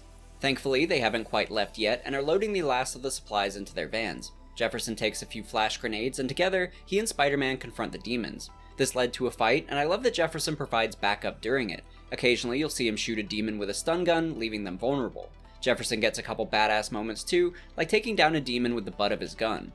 But his biggest moment comes later, after Spider-Man catches up to a runaway van that accidentally sends a semi over a ledge and into the path of an oncoming train. Spider-Man has to use all his might to pull the semi back onto the road, while a demon takes the opportunity to drive headfirst towards him. Jefferson shows up in the nick of time, crashing his police cruiser into the van and risking his life in the process. He then follows it up by knocking out the driver. It's a great moment for Jefferson, and a lot of people witnessed it. This takes us to news reporters covering the scene, and we see MJ snuck past the police barricade to speak with Jefferson. She's able to talk her way into an exclusive interview with him to tell his story. So after a hard day's work, Peter decides to head back to his apartment to get some rest. When he arrives, he realizes he's been evicted after forgetting to pay his rent again. This is a rough setback for Peter, especially after losing his job with Otto. Worst of all is that his drive containing all of his Spider Gadget data has been thrown out, and he needs to retrieve it. This leads to a mission where Peter calls the sanitation department to help him find his trashed belongings. During this mission, there's a minor Easter egg regarding their conversation about pizza places. I'll check out the pizza shops. Any idea which one? One of the mom and pop joints, I think. Jerry's? No, that's uptown. I mean original Jerry's. Oh, right. No, started with an L, I think. Larry's? That's on the east side. Leo's. Leo's, yeah. That might be it. Bryan Intihar revealed that this is a reference to a Seinfeld episode where Kramer gets lost and Jerry tries to locate him using the pizza place nearby. I'm looking at Ray's Pizza. You know where that is? Is it Famous Ray's? No, it's Original Ray's. Famous Original Ray's? It's just original, Jerry! Luckily, Spider-Man finds his drive and some of his belongings before they're thrown into the incinerator. Spider-Man examines the drive in his mask, and you can see a list of prototypes. They're all about what you'd expect, but I did find it interesting that he has a prototype Shocker Blast listed, but it's currently corrupted. Continuing on, this still leaves the question of where he'll stay the night, and Peter decides he'll try MJ's place. Coincidentally, this is also the moment that her article on Jefferson Davis went live, so he decides he should let her enjoy her night. As a last resort, Peter decides to stay the night at the Feast shelter and sleep in May's office. Peter seems a little embarrassed about the situation, but you can talk with Gloria, who helps assure him that he's in the right place in his time of need. I only briefly mentioned Gloria earlier, but she's the resident in Feast whose arc I most enjoyed watching. She was really hesitant to go to Feast when Spider-Man first suggested it to her, but she reluctantly agreed. So it's cool seeing now how she advocates for it. Her presence makes it feel like your efforts in the city do help people, even in small ways like this. In superhero stories, it's easy to focus on the grandiose, world-saving events, so I like that the Feast Shelter helps shine a light on these smaller, more grounded realities, and I think it helps us identify more with the people of the city, not just the city as a whole. When Peter wakes up, May is already hard at work, and has left Peter some money to help him out. Martin Lee then walks in, stating that he's heading out of town for a while. It's some personal business I've been planning for a while. But please take care of this place. It represents the best part of me. Yeah, nothing ominous about that. But after this conversation, MJ calls to tell Peter that her article on Jefferson Davis has gained a lot of attention, and that Mayor Osborn wants to give Jefferson a medal at his campaign rally this afternoon. Norman is obviously just trying to make himself look good, but Peter decides to head to the rally in support of Jefferson. In the meantime, Jefferson calls Spider-Man about a Fisk construction site that he'd like him to investigate, so we head there next. When we get to the construction site, we find that the demons are moving in on Fisk's territory, so we sneak around the site to get a better idea of what's going on. This level was also used to introduce the game back in E3 2017. There are some differences between that presentation and the actual game, so I want to point them out as we go through it. To start, remember when I said that we talk about puddles? Well, here it is. Between the E3 presentation and release, it was noticed that the puddles were reduced in this scene. Online, this caused quite a controversy, since many believe that Insomniac were downgrading the game, when in all reality, this puddle in particular was just moved around. Probably because it's a bit distracting and visually overpowering in the E3 demo. Developers responded on Twitter, saying basically that the puddle was just moved around and had nothing to do with performance, but that didn't do much to quell the hysteria. I bring this up because looking back on it, it's kind of funny how riled up everyone got over nothing, but also because it goes to show that any game, even a high-quality, upper-tier game like Marvel's Spider-Man, will get criticized and have some kind of overblown controversy. So next time you're excited for a game and something's being criticized online, don't let it stress you out. Am I getting on a soapbox? Probably a good time to move on. So if you weren't too distracted by the lack of puddles in this room, you'll clear out the henchman and save the Fisk construction worker. His phone will ring, and we'll find out that it's Wilson Fisk FaceTiming in from prison. This shows that he's still got incredible reach, and not as down and out as we thought. Spider-Man attempts to get info out of Fisk, who tells him to save his men, and then they'll talk. Reluctantly, Spider-Man agrees to save Fisk's men from the demons, so we'll swing around the construction site and save who we can. It's a really fun level that provides you with a lot of freedom, so I can see why it was chosen for the E3 presentation. It's a great display of everything you can do as Spider-Man. Eventually we make it to the roof, where some demons attempt to escape via helicopter. In the E3 demo, the villain Mr. Negative was in the helicopter, and this served as our introduction to him. So I was surprised when I played this on release to find that Mr. Negative still hasn't been introduced, and that it's just a random thug in his place for now. Spider-Man attempts to prevent the helicopter from leaving, causing the demon to free it using a rocket launcher. This frees them from the building, but the webbing is still latched to some heavy machinery, which functions like a wrecking ball as the helicopter flies away with it. This begins a whole series of problems, and you have to resolve them through QuickTime events. Like I said earlier, I'm not a fan of QuickTime events, but these are pretty minimal and done in a way that keeps me engaged with the moment. In fact, after webbing the runaway crane to the building, and then resuming normal swinging, I found myself breathing normally again. Somehow, the stress of the crane falling had me holding my breath a bit, so I know the sequence is working by how it's immersing me. This chase with the helicopter is incredibly cinematic as well, and I was really impressed with the flow of this level. One of my favorite parts is when the heavy machinery comes loose and creates a hole in an office building. I love parkouring through it due to all the contextual animations of Spider-Man acrobatically bouncing off debris. Some of them are scripted, like with the QuickTime events, but with no button prompts on screen, I felt more in control of the moment. It's a really cool sequence and something I'd like to see more of in future games. From here we disable the helicopter, which causes it to free fall to the city. We'll do another series of QuickTime events, and like with the last ones, I think they're done in such creative ways that they're not problematic. For example, the way the QuickTime events are changed up so they don't feel repetitive. We'll go from a timed button press into a moment where we have to drag the analog stick into the correct area for a button press, and then lastly, and my personal favorite, when the camera goes into first person mode and we rapid fire the trigger buttons to use the web shooters. I like how the QuickTime events are differentiated depending on the task at hand, which kept me immersed and engaged with the moment. So even though I'd still like less of them in future games, they function well for this game in these cinematic sequences. Now that Spider-Man has successfully prevented extra collateral damage and subdued the demons, he swings away as the camera shows us someone watching in the crowd. That character is Miles Morales, who's on his way to his dad's ceremony. We'll next catch up to Miles as he walks with his mom and dad before the ceremony begins, and Jefferson is definitely starting to get nerves about giving a speech. Last time I gave a speech, I was in high school.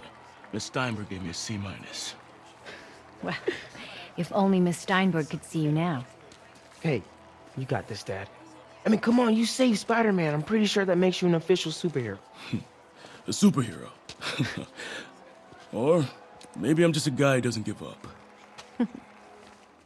I like this moment because I think it's basically an Uncle Ben moment for Miles. Instead of learning with great power comes great responsibility, Jefferson's lesson to Miles is that a hero is someone who doesn't give up. We then cut to the ceremony itself, where Peter and MJ are in the crowd discussing their intel on the demons. Meanwhile, Norman presents Jefferson with a medal and thanks him for his service. He's interrupted by one of his advisors, telling him there's an urgent phone call. While Jefferson gives his speech, Norman answers the call. People will beg you for help, but you won't be able to save them. Listen, jackass, I get threats like this twice a week. Why don't you grow a pair and tell me what you want? To watch you suffer. When Norman realizes he's just received a legitimate threat, he doesn't warn anyone and instead quietly leaves with his men in a selfish and cowardly manner. A truly deplorable moment for Norman. Then Peter's spider sense goes off in a big way, and I like the cinematography in this moment. Visually, we get a sense of the size of the incoming threat, represented by the size of the spider sense, which takes over the entire screen. We then see members of the crowd start to emerge and glow, one of which is Martin Lee, the man who called Norman. This is our first sighting of Martin as the villain, aka Mr. Negative. One of his powers is a corrupting touch, allowing him to possess certain members of the crowd, converting them into suicide bombers. Jefferson notices that Norman's advisor is one of them and sacrifices himself to minimize the damage of the explosion. It's an extremely emotional scene, especially due to its similarities to real-world terrorist attacks, and certainly not something I expected in this game. For what's otherwise been a very bright and cheery game, this took a very dark and emotional turn, but I like that Insomniac were willing to go there since it raises the stakes and grounds the story.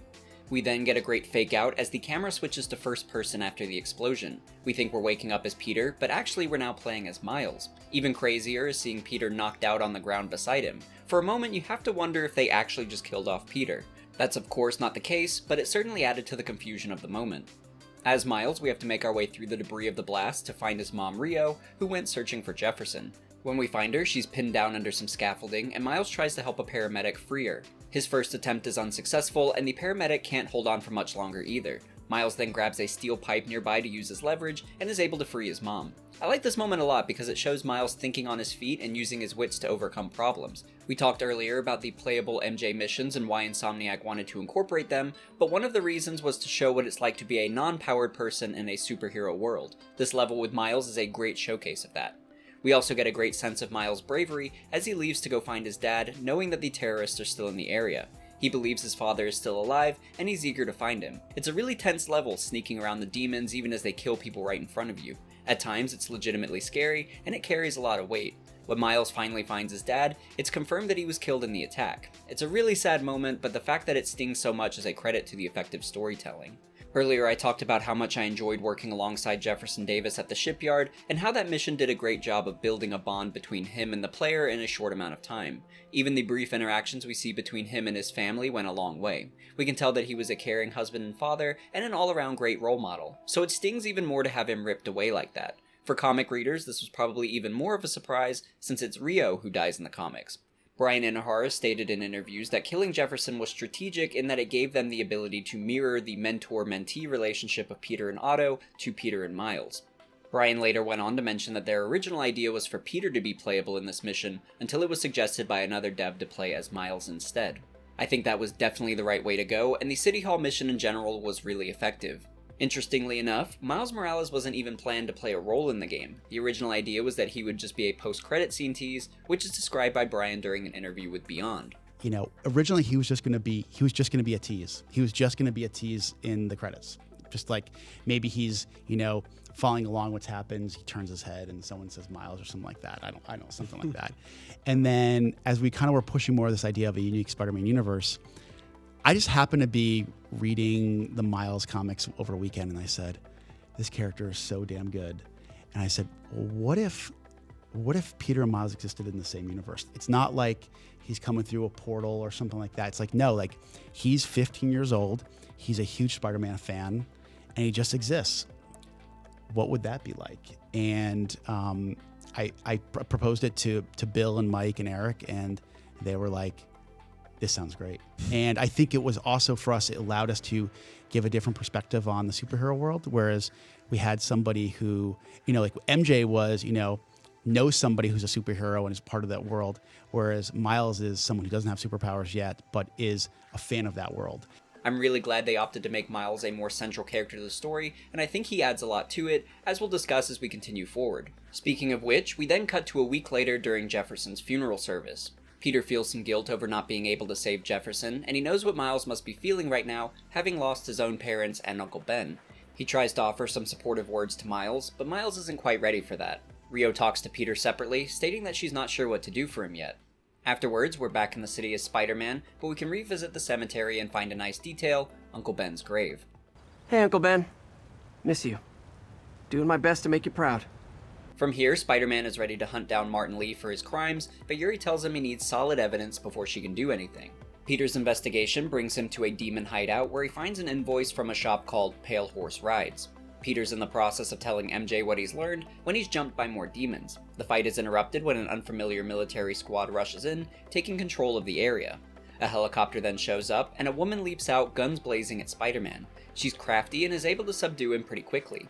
Thankfully, Yuri shows up to de-escalate things. She informs us that this is Silver Sablanova, aka Silver Sable, from the country Simcaria. Silver Sable is also a character from the comics, but not a well-known one. Bryan Intihar stated that's a big reason why she was chosen for the game, along with characters like Mr. Negative and Yuri Watanabe, for example. Since they weren't as well known, this allowed Insomniac more freedom when crafting those characters. We'll talk a lot about Silver Sable's role in this game coming up, but first I want to go over her comic origins. Silver Sable was born to Anastasia and Ernst Sablanova in the fictional country Simcaria.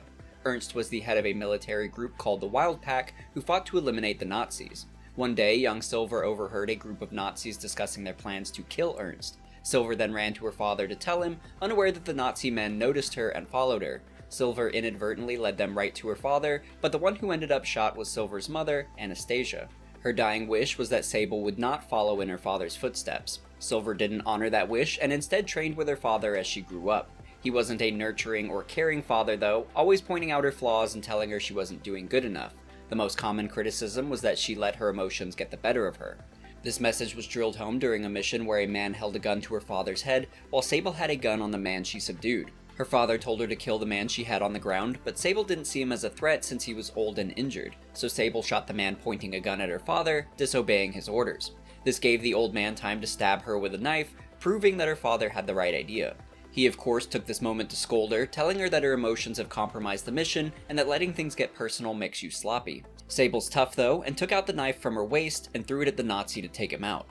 Later, Sable reminisces on the scar, seeing it as a reminder that even the most helpless enemy can be deadly, but more importantly, she thinks about the traits of her father that she tries to live up to, which are cold, unemotional, and perfection.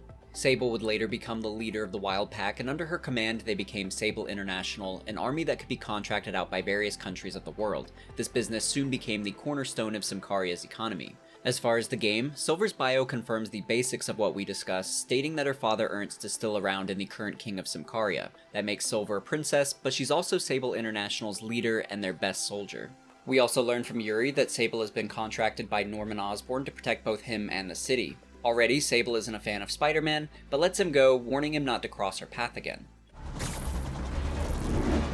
From here, Peter heads to Fisk to see if he can learn anything from Martin's office. Before checking it out, he talks to May for a bit, telling her that he's thinking about inviting Miles to volunteer at the shelter. Peter says that it helped him to stay busy when Uncle Ben died, so maybe Fisk would help Miles in a similar way. May agrees and says that she'll call Rio, and we're free to roam around Fisk again. This time, you're also given the option to do some chores. You can find 3 messes around the building and have Peter clean them up. Since this is volunteer work though, you won't get anything for doing it, which is a pretty funny detail. Afterwards, we sneak into Lee's office to see what we can find. On his desk, we find a note he wrote to Aunt May, telling her that everything she's likely heard about him being a terrorist and murderer is true. However, the good work that they've done together at Fisk was also true, and that he hopes she will continue that work and not let his failures ruin it all. So it's clear that Martin truly cares for May, and that she's not in danger. We can also find his diary, which contains a key, as well as a recent entry. We actually walked in on Martin completing this entry earlier in the game, as we saw him place it in the drawer, which I thought was another fun detail. In it, he describes that he's been waiting for Wilson Fisk to be taken down, so that he'll finally have the opportunity to carry out his plan to teach Norman Osborn true pain. So it turns out that Fisk was indeed holding back big threats, like he stated at the beginning of the game. Also in the diary, Martin describes his hesitation to follow through with his plans. He's achieved so much at Fisk and knows his plans will sully it all, but he can't hold back his inner demon. We'll next use the key to open a hidden passage into a secret room, which contains some interesting things. For example, a whole wall plastered with articles and headlines of Norman Osborn's life. It's creepy, but it gives us some cool insight into the life of Norman. To start, we can find an article stating that Fisk was donating to Norman's campaign for mayor. Above it is another article suggesting that Norman has also been helping Fisk out in return, which isn't too surprising. They have secret meetings in the prequel novel as well, where they help each other, but since they're both powerful men, they also attempt to outsmart one another. In the prequel novel, Fisk has a thumb drive with blackmail against Norman that he uses as leverage. Norman had a mole in Fisk's organization though, and through the course of events, the drive ends up destroyed, releasing Fisk's hold on Norman for a while. However, Fisk was still able to learn the secrets of Devil's Breath to create a file on it, which we'll discuss more later. We can also see articles relating to Norman's family life.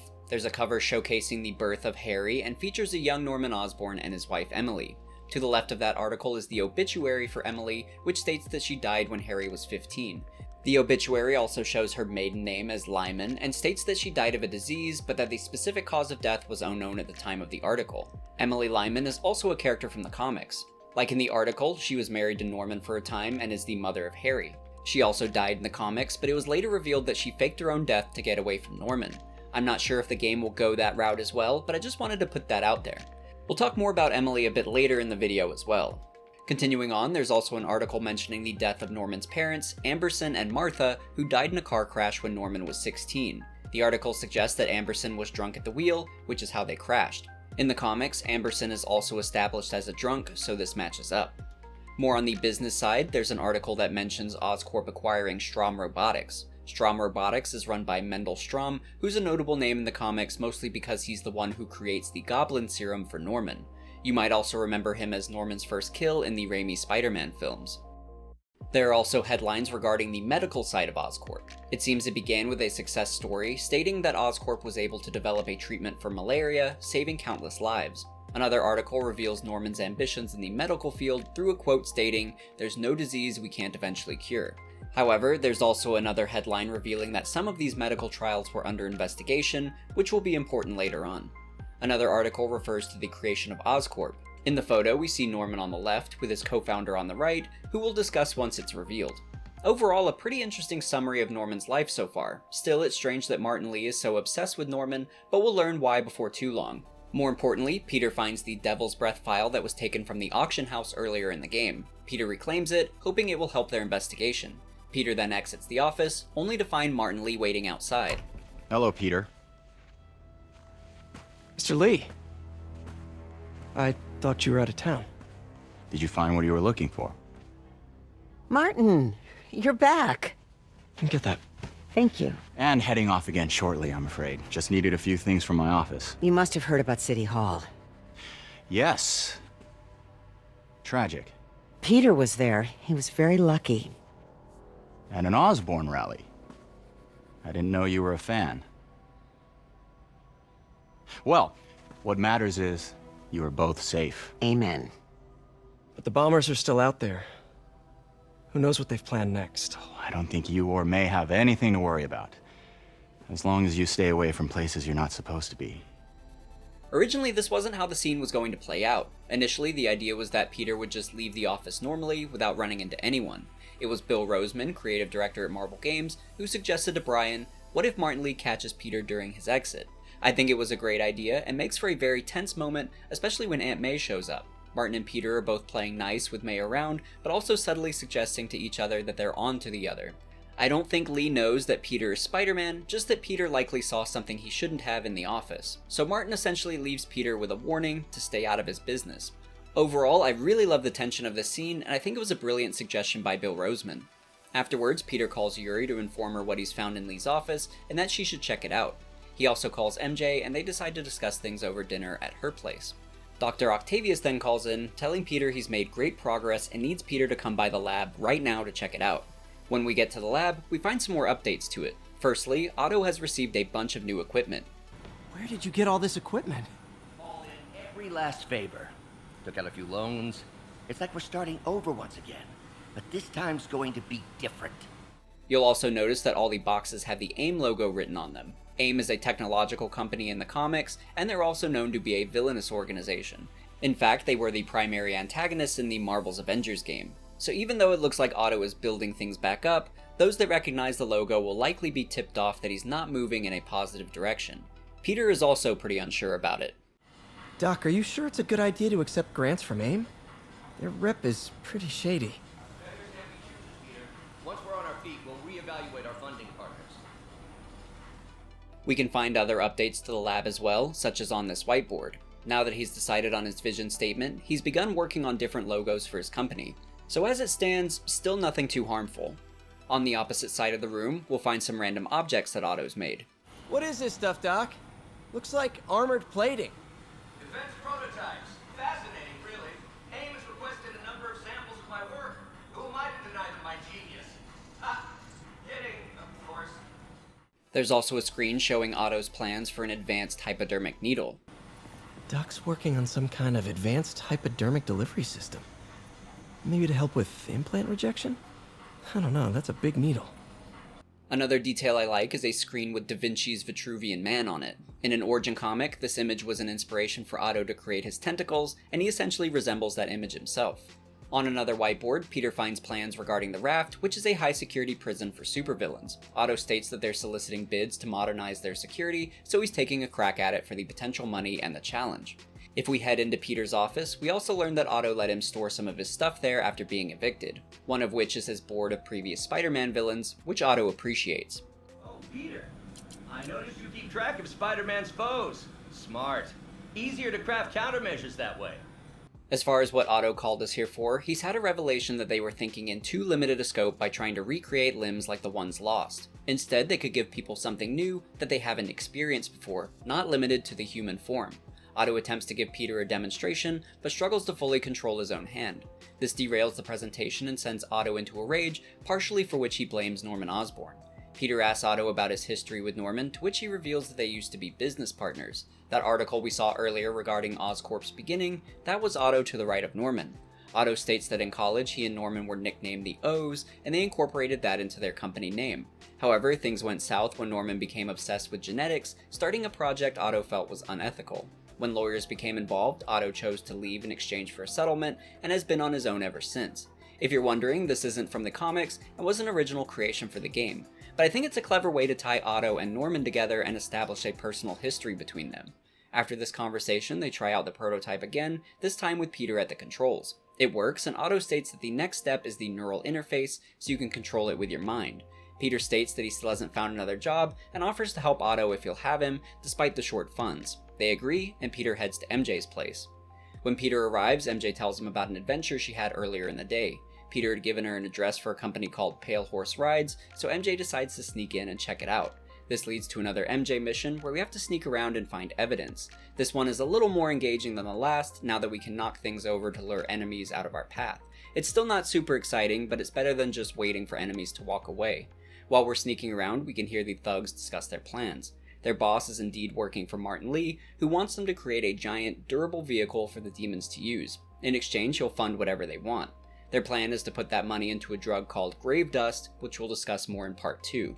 Along the way, MJ also finds chemical containers for the company Alchemax. If that name is familiar, it's likely due to Miguel O'Hara, aka Spider-Man 2099, who works for Alchemax in the future, and it's where he develops his spider powers. This is also where we're introduced to the boss of this shop, Tombstone, a villain from the comics. He was born with albinism and absence of pigmentation in his skin. He was bullied for this in school, motivating him to work out and become strong enough to protect himself. With his strength and size, he was nicknamed Tombstone. He would only become stronger though after coming in contact with a chemical called Diox-3, which made him virtually indestructible. We get a good sense of this durability here when he lets this guy shoot him in the head, only for the bullet to fall to the ground after making contact with him. Tombstone is a scary dude, and I think this was a great introduction to get that point across. With Tombstone distracted, Mary Jane sneaks into his office to take some pictures, but also finds a tracking device that he uses on his shipments. With that, she sneaks out of the building. Back in the present time, Peter decides to give MJ a device to help her out next time she sneaks into a place she's not supposed to be. Afterwards, they discuss the food Peter's making. The chicken curry just needs some time to simmer. No dumplings, I hope. You're never gonna let me live that one down, are you? Nope. The Great Dumpling Catastrophe. During that interview with Kinda Funny Games, Bryan Intihar reveals that this is a reference to an inside joke to a cut section of the game. There was a mission where you went to Martin Lee's favorite dumpling place and then followed a bunch of inner demons to somewhere. And we all were like, this is going to be bad. And we cut it, but we always talked about the dumplings. We always talked about dumplings. And the Great Dumpling Catastrophe that they reference when he's making dinner, that's related to the catastrophe that we would have had if we'd done that mission. Wow, that's hilarious. That's what it was. That's so the really joke awesome. was that me, Bill, and Eric, and Mike, and John would always make was about dumplings. That's how that all came about. Wow. Yeah. That's fantastic. It definitely sounds like somewhat of a goofy mission, so it's probably best they cut it, but I like that they still joke about it in the game. After this though, Peter and MJ start talking business, and she suggests that they start working together as partners. You want to be my sidekick? Like a spider girl? Spider woman. No. Woman. Peter name drops a couple female variations of his alias, both of which have been used in the comics by various different people. More notably though, Spider-Girl is probably best associated with Mayday Parker, Peter and MJ's child in the comics. Spider-Woman is best associated with Jessica Drew, a character who's not related to Peter and has her own power set, but a similar name. However, this clip has Peter asking MJ if she's planning on using either name, which could be a nod to how MJ has been Spider-Woman in the comics. This occurred in an alternate universe known as Earth 8545. In a later comic, she also refers to herself as Spider-Girl, so I guess you could say she's used both names. However, I think MJ is best known as Spinneret in a different alternate universe. While writing this, it was also revealed that MJ will become the hero Jackpot in the current Amazing Spider-Man run, so MJ is no stranger to powers in the comics. Going back to the game though, Peter's chicken curry starts to burn, and he runs over to tend to it. MJ also informs him that his Crime Alert app is going off, signaling that a break-in just occurred at the home of someone named Charles Standish. Oh, Oscorp CFO. Wait. You don't think this has anything to do with Lee, do you? Sorry to cook and run. Did you just leave your clothes on the kitchen floor?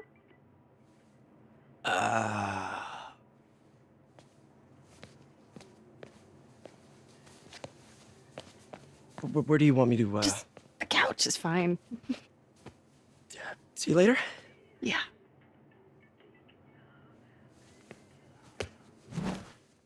During a presentation at GDC, Bryan Intihar described this scene as an example of an area where they improved the game.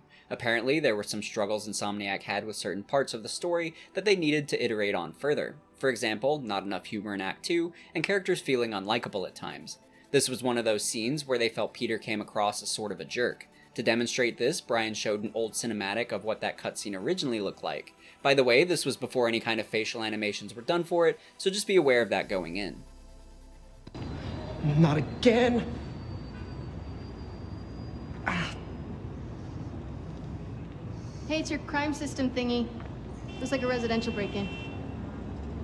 Charles Standish. That sounds familiar. Oh, Oscorp CFO. Wait, you don't think this has anything to do with Lee, do you? I guess he does. The tonal differences between the original and the final versions are huge, and I'm so glad Insomniac tweaks scenes like this around to make them more fun. However, Bryan credits this in large part to Sony for being so flexible with them. Once Insomniac identified areas like these that needed work, that meant reshoots and additional cost, something Sony could have denied. In fact, a lot of publishers do deny those things, often leading to weak final results. So it's awesome that Sony approved these changes and helped support Insomniac where they needed it, and I think the quality shows. Continuing on, Spider-Man makes it to the penthouse of Charles Standish and rescues him from the demons. Charles himself is actually a very minor comics reference. In an issue of the Avengers, he was Oscorp's chemical senior vice president who was being held hostage by a terrorist group called the Flaming Sword. He was quickly rescued by Vision, and as far as I'm aware, that's the last we see of him until this game. In the game, it seems the demons were using Charles to get info on someone named Isaac Delaney, which gives Spider-Man a new lead. Charles is then left in the care of Sable International, and Spider-Man suspects they want to secure him so he doesn't reveal anything about the mysterious Devil's Breath project. Nevertheless, Spider-Man decides to run down his lead on Isaac Delaney, who just so happens to be at a Halloween party dressed as one of Spidey's old foes. Which one? We'll have to find out for ourselves by meeting them one at a time. Along the way, I really enjoyed taking in the scenery and overall atmosphere of this party. It's so cool, and you can tell that everyone involved with designing the level had a lot of fun doing so. It's easy to breeze through this level in just a couple minutes, but I'd recommend taking it a little slower in your next playthrough and soak up the atmosphere. There were a couple fun Easter eggs in here too, one of which is this guy. Check out my moves! Dude, what's with the white spider? You get that suit at the dollar store? This is Shirtless Spider-Man, a reference to Greg Miller of Kinda Funny Games. Greg had been campaigning for Shirtless Spider-Man to be in the game, and Insomniac actually did it. In their interview with Bryan Intihar, he reveals why. I'm a big fan of yours. I appreciate your honesty and how much you, especially with everything you've gone through. I can't watch your video from PAX without tearing Oh, the up. cancer one? Yeah. And I think that you represent what we should all be. Should be happy with life and living life. And I know you're a big fan, and we thought, why not? And you deserve it. Thank you. And so does Shirtless Spider-Man. He does, yes. Just his photographer. It's a funny Easter egg, and I'm glad it's in the game, but hearing that from Bryan makes it even more wholesome. Next to Shirtless Spider-Man is another fun Easter egg, and it's a tent for a radioactive science society selling fake spiders. Of course, Peter gained his powers from being bitten by a radioactive spider at a science exhibit, making this a fun little nod. On our hunt for Delaney, though, we'll come across people dressed as Spider-Man's enemies, the first of which is Electro, and I love how the suits are based on their classic looks from the early comics. Not only that, but the way these suits are designed to look homemade as well. They look like costumes you could legit see on Halloween or at a convention somewhere. The same goes for this guy in the Scorpion outfit. It looks pretty solid and resembles classic Scorpion well, but I love the green ski mask and the green underwear. The most impressive one, though, is Dr. Stratton's Mysterio outfit. Ah, Spider-Man, my nemesis. You won't catch me this time. She's decked out with smoke bombs, a voice modulator, a full-on House of Mirrors, and a dart gun. I legit feel bad for her when Spider-Man ruins her costume, because you know she put in the most effort. It's got a crack in it. Could probably just buff that out. After leaving Mysterio, we'll next find a Vulture impersonator up on a ledge, throwing candy to the crowd. Again, I love the homemade look and how goofy it all is. This guy isn't Isaac Delaney either, but he's able to point him out in the crowd, on the dance floor dressed as Lizard. But on our way to Delaney, we're stopped by a guy dressed as Rhino. He's annoying and insists on a fight, slowing us down long enough that Delaney gets grabbed by the demons and taken inside. Spider-Man webs the cocky Rhino guy up and leaves him on the ground, and we go inside after Delaney. When we catch up to him, he's in the middle of being questioned by Martin Lee. Martin seems to want the name of someone Delaney's been working with. Delaney won't freely give up the name, so Lee uses his corrupting touch ability to take over his mind. Spider-Man attempts to stop it, but Lee is too powerful. Delaney says the man they want is Dr. Morgan Michaels, and then Lee has Delaney shoot himself in the head. A really dark turn. We follow Martin outside, where he begins to corrupt the minds of the partygoers, making them start a massive fight to slow us down. Worst of all is when he corrupts that annoying Rhino guy, forcing us to fight him too. He's actually a somewhat challenging fight, especially when trying to juggle the rest of the college students attacking us. Martin Lee manages to escape in the commotion, but Spider-Man calls Yuri to have her find Dr. Morgan Michaels, since he's now in danger.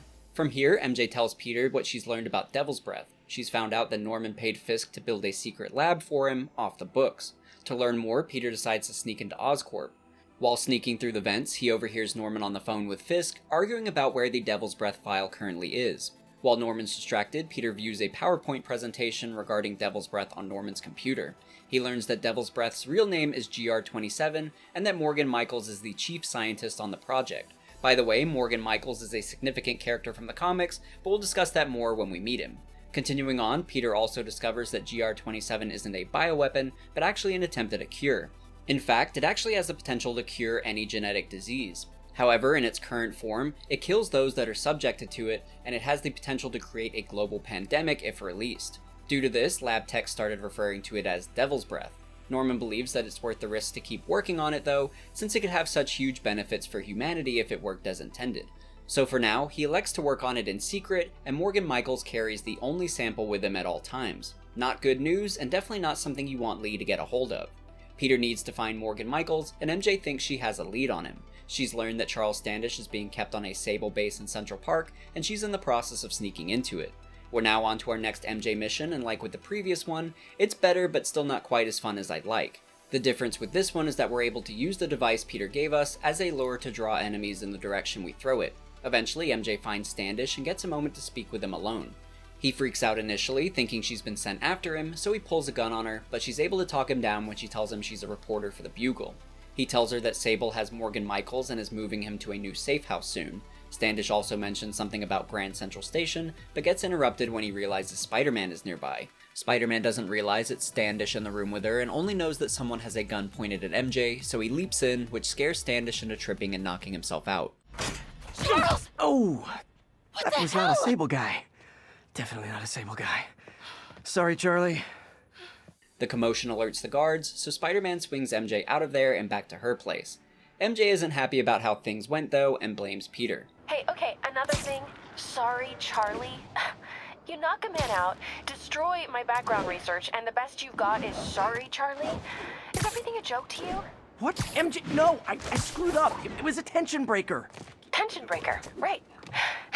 You know, this is exactly why we broke up. I thought we broke up so you could focus on your career. We broke up because you wouldn't stop treating me like a baby. Don't do this, MJ. Don't do that, MJ. Oh, that's too dangerous, MJ. I may not have super spider powers, but I'm not made out of glass. You snuck into the middle of an armed military... You know what? Can we not do this right now? Please? Things clearly aren't great between him and MJ at the moment, but she at least tells him that she learned Michaels is being moved to a new safe house tomorrow at noon. Aside from that, she doesn't want to speak with Peter. Peter decides to head to the lab, where Otto is about to perform another test on their project. Otto now has a functional neural interface ready and decides to test it by having his prototype arms juggle tennis balls. It's an even greater success than anticipated. Still, Otto is reminded of his current problems when he struggles to remove the device from his head. It's become obvious, so he decides to tell Peter what's going on. My doctors call it a degenerative neurological disorder. Probably caused by overexposure to toxic chemicals in my reckless youth. Sorry, is there anything I can do? You already are. The worst part is, it only affects the muscles. The mind continues to work, but it can no longer do. Otto's faced similar problems in the comics where his body begins to fail him and he's dying, despite his mind's ability to function perfectly, but more on that later. Still, it's a terrible situation Otto's currently in, and it's easy to empathize with him. He seems like a man who still has a lot to offer the world, but his condition is about to cut things short. He's on limited time now, but also on the cusp of a revolutionary breakthrough that could help himself and countless others. So it's no surprise he's been working tirelessly at the lab. However, if he's not careful, he could make things worse. Doc's really sick. At this rate, he'll lose control of his motor functions within a year. And if we're not careful, an intracranial implant could make things even worse. Even alter his personality. We need to proceed carefully. While we're here, we should also explore the lab some more to see what he's been up to since our last visit. Around the lab, there are a couple things we can find that give us visual hints of his potential turn into Dr. Octopus. The first are these goggles, and Peter mentions that Otto used these in grad school when he had to manipulate radioactive isotopes. This is likely another nod back to the comics, and where his mechanical arms first came into play, since the arms allowed him to safely handle radioactive elements. During one event though, there was an explosion, which fused the arms to his body and also altered his mind. As far as the goggles themselves, in the comics, Otto often wears sunglasses as his go-to eyewear, although in the Ultimate Universe, they do look a bit more like goggles. However, I think the game is drawing inspiration more from the Spider-Man 2 movie, since the goggles appear closer in design there. Also in the lab is this outfit, which looks like a modern version of his Dr. Octopus suit from the comics. Peter asks Otto about it, and he states that it's a welding suit, but that it also provides great magnetic insulation between the neural interface and the arms. Otto has also made progress on the items he was working on for AIM, as we can see they're in a more finalized form. He's also continued his work on assessing the Raft security, analyzing things like security checkpoints and guard paths. Another whiteboard shows his idea for the prosthetic arms, which now resemble tentacles, and I like the detail of his handwriting, which looks more chaotic and frantic. We can also see that his advanced hypodermic needle is being integrated into a robotic arm. He's also updated the whiteboard where he jots down his different business ideas, like logos and mission statements. Now he's added Oscorp to it, stating that he needs to deal with his direct competitor. So things are starting to look more unhinged, but not necessarily overly concerning as of yet. From here, we leave the lab and head to the Feast Center for Miles' first day. Beforehand, Rio told him it's either Feast or more therapy sessions, and Miles chose Feast. Since it's his first day, Peter doesn't want to miss it, and thankfully he doesn't since Miles gets jumped on the way there. Even outnumbered, Miles shows courage by tackling one and doing his best to fight them off. Spider-Man shows up at a good time though and webs them up. Miles is excited to meet him, and we get our first taste of mentorship between Peter and Miles, as Peter gives him a brief lesson on how to fight. With this, Peter swings away, and Miles continues towards Feast. We're now back in the shoes of Miles as we walk to the shelter. Along the way, you can view a Daily Bugle newspaper as a collectible, and it just so happens to be a headline about the City Hall bombings and the death of Jefferson Davis. Miles won't comment on it, but as the player, I think it simulates how Miles must be feeling, where everywhere he goes, he's reminded of that tragic day. It's almost inescapable. There is some fun to be had on this journey though, mostly through Miles' hacking app that he's developed with a friend. You're able to test it out on the farmer's market by turning on a radio, which really livens things up.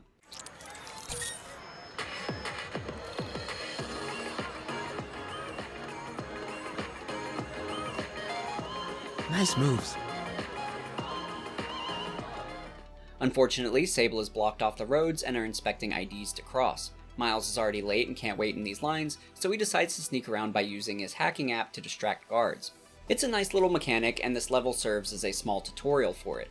Once inside the shelter, Miles meets up with Peter. He can't stay long, so he brings Miles to Aunt May to get him started. We're now free to leave or explore as Peter. If you keep returning back to Aunt May and Miles though, there's some fun bits of dialogue you can hear between them. For example, Aunt May telling a story about Sandman. Sandman and said, "This is a shelter. There's nothing to steal. Get out."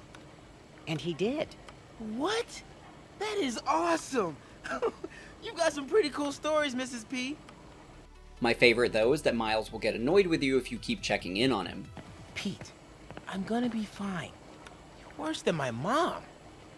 From here, we head to the Bowery to supervise Morgan Michaels' transition to a new safe house. Sable has Morgan in their custody, but before they can move him, a giant armored vehicle crashes through the area. This is the vehicle Tombstone built for them, and it's working as intended. The demons are able to quickly defeat Sable's men and kidnap Dr. Michaels. It's now up to us to try and retrieve Dr. Michaels and the Devil's Breath before Martin Lee can harm either of them. This leads to a pretty awesome combat sequence where we'll fight demons while on top of the armored vehicle. It's really immersive fighting enemies while the van crashes into things around you. Also, I love how there are unique animations for Spider-Man webbing enemies to buildings during this section. Peter eventually makes it to the front of the vehicle, where he faces Mr. Negative. During the fight, Mr. Negative uses his corrupting touch on Spider-Man, and we head into Peter's mind. Martin Li's abilities aren't straight up mind control, and are instead dark energy that can bring out the darkness inside someone to the forefront, allowing him to manipulate them. He's attempting to do so with Spider-Man, trying to turn him against Norman. Spider-Man resists, and this turns into a fight against Mr. Negative and his conjured minions. If you're defeated during this combat encounter, Spider-Man will even become corrupted himself. Martin Li has been able to corrupt Spider-Man in the comics before too, one time briefly turning Spider-Man into an enforcer for part of an issue. Spider-Man even went so far as to attack his one-time love interest, Betty Brant, but he was able to push away the darkness when he remembered the good times in their life. Aww. But ultimately, we're able to break free from the spell and continue our fight in the real world. During this fight, Spider-Man flips the vehicle on its side, but Martin Li manages to escape with Devil's Breath. Fortunately, Dr. Michaels is still in the area. Did they take it? Yes. How worried should I be? Very. Just then, Silver Sable swoops in. She blames Spider-Man for interfering, and the two of them get into an argument. Morgan appreciates Spider-Man's help, but decides to leave with Sable to defuse the situation and to debrief Mayor Osborn. Still, he later calls Spider-Man using a Sable radio and gives him the tip that Devil's Breath is likely to be released in a transit hub like an airport or train station. Morgan's doing his best to help this situation and feels partially to blame for everything since he assisted Norman with creating Devil's Breath.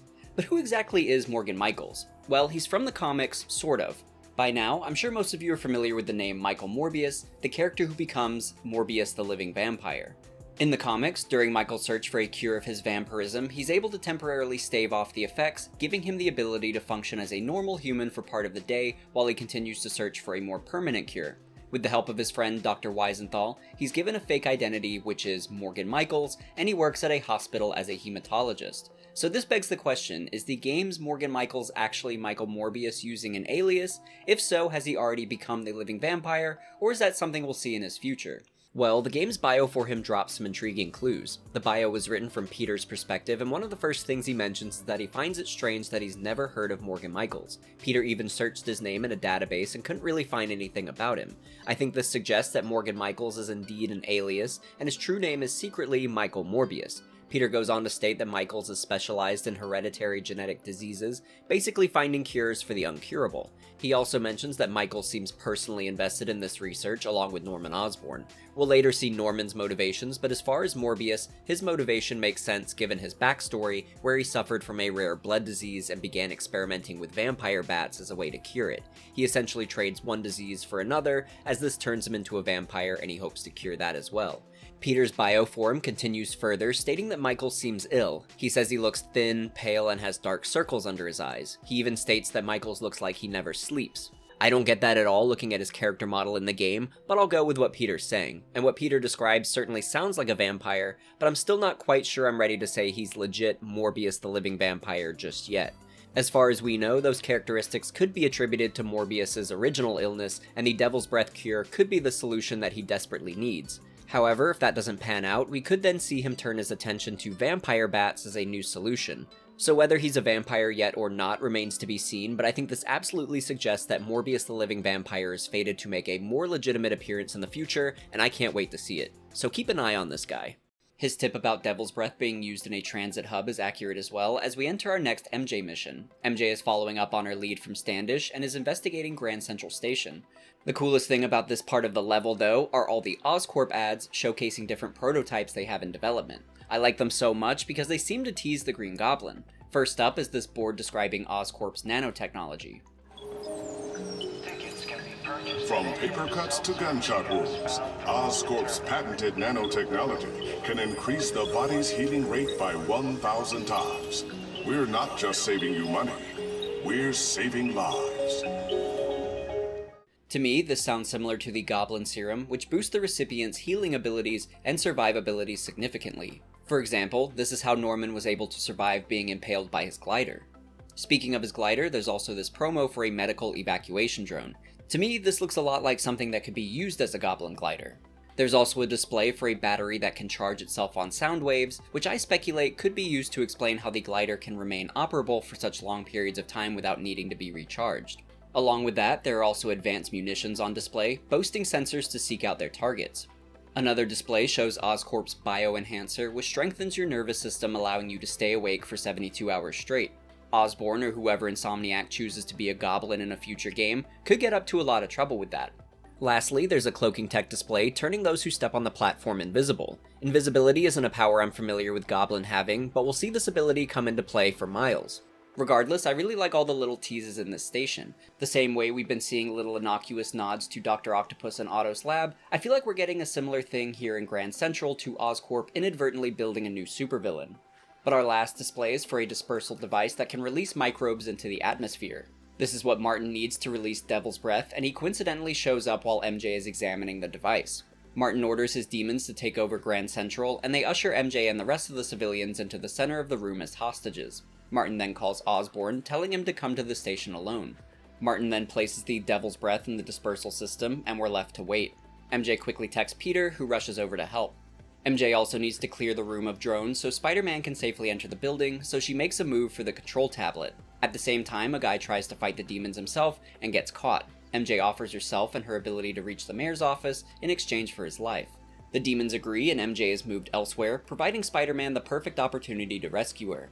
Interestingly, we're still playing as MJ when Spider-Man arrives. Instead of clearing the room as Spider-Man, we'll instead sneak around and call the shots as MJ. We'll point out which enemies Spider-Man should quietly take out and when, and I thought this was a really creative twist on the gameplay.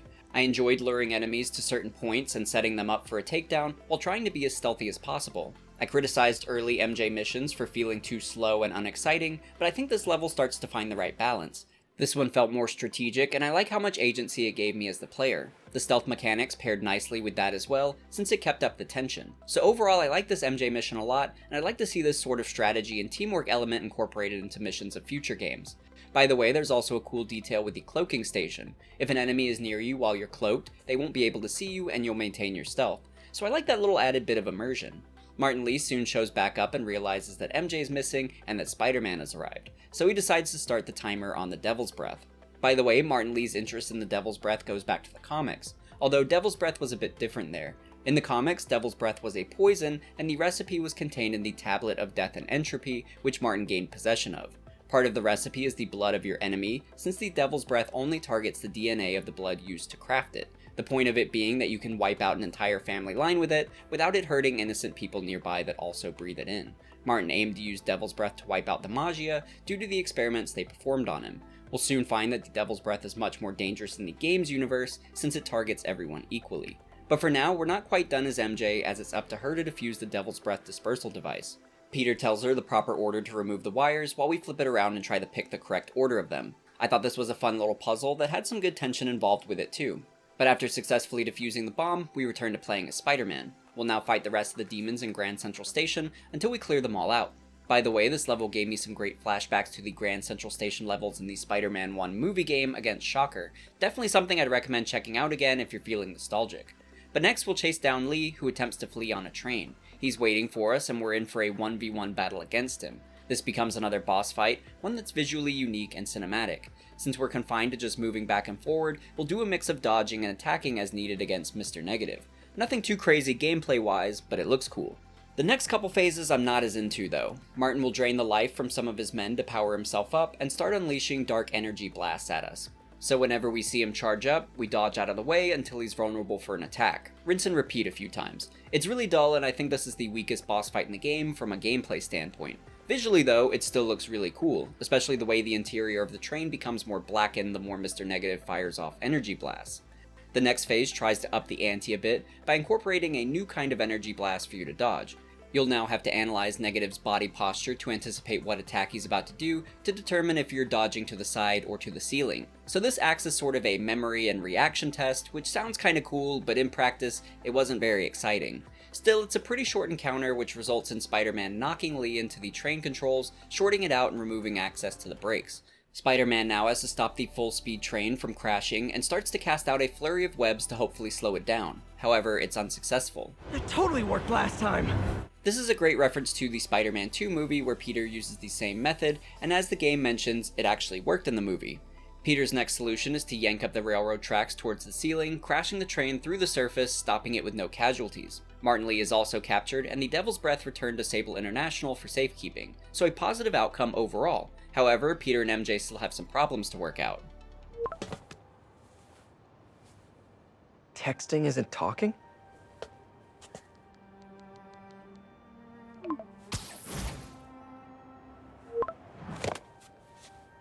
No, not that kind of over!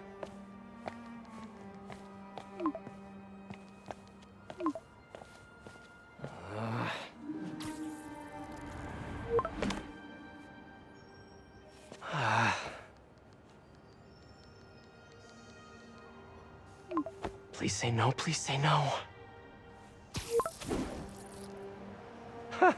Okay. And not okay.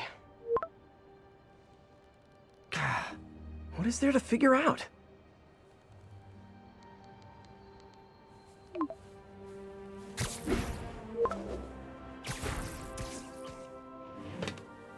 Oh, you think?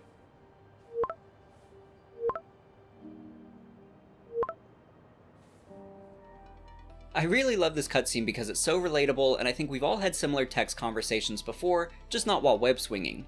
Surprisingly, this scene was originally much different.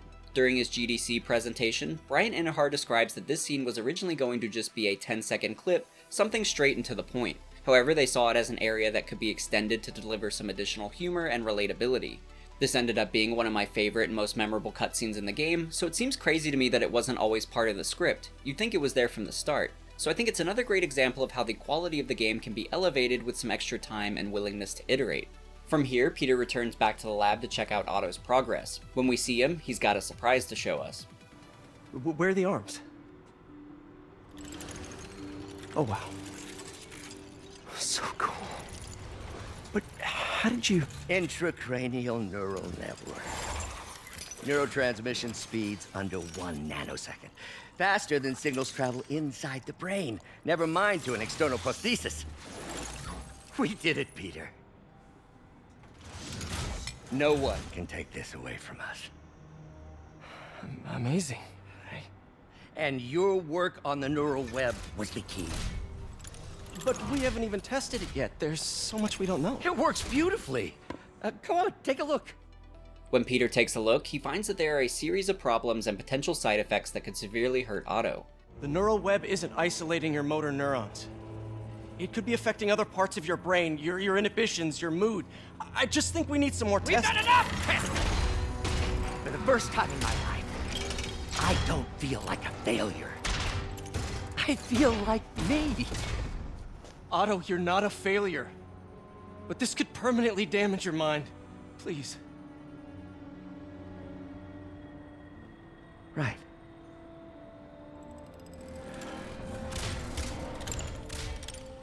Right.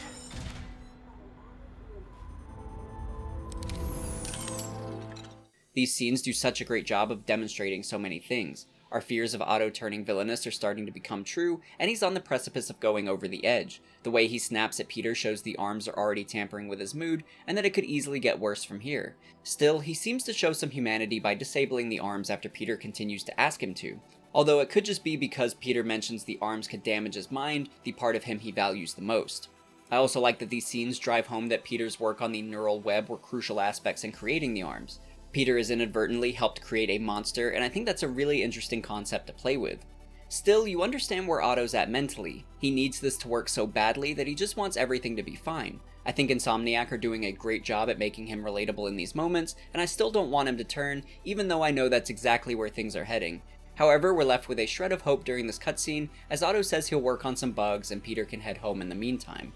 As Peter leaves, our hopes of a good Otto are dashed when Norman Osborn appears on screen at the worst time possible. He's on the news, taking credit for stopping Martin Lee, and tells everyone to remember that when casting their votes in the upcoming election. Understandably, Otto is outraged and smashes the TV, promising Norman that he has no idea what he's in for. This revelation kicks things into high gear as Peter witnesses a news report stating that the Sable truck carrying Devil's Breath has been destroyed and the contents stolen. As Spider-Man investigates the scene, Yuri shows up with a helicopter to pick him up. She informs him that there's a riot occurring at the Rikers Island prison and that inmates are running free. As Spider-Man will attempt to subdue all the inmates and save the guards. This level was one of my favorites because it felt so fast-paced, challenging, and chaotic. Every time you clean up one problem, another emerges.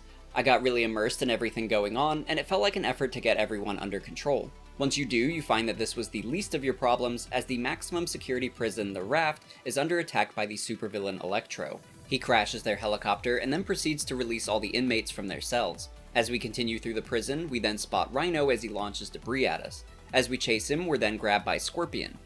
We're saved by an explosion, and Scorpion flees. So far, I'm really loving the chaos of this mission, and how fast and furiously villains are emerging. Speaking of which, Electro reappears, goading us on to chase him.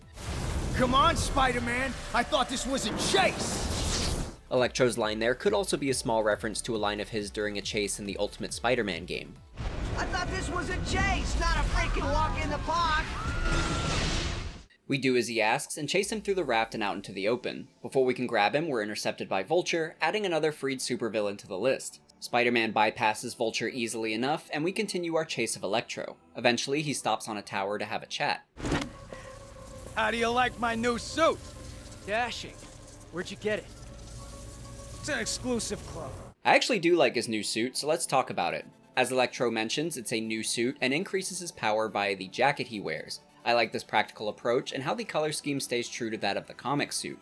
Noticeably though, Electro isn't wearing his classic mask. However, Insomniac still paid homage to it through the burn scars on his face which resemble the shape of the mask. In the art book, we can see that Insomniac went through a lot of iterations on this design as well. A lot of them look really cool, but I like the one they landed on the best, primarily for its practicality.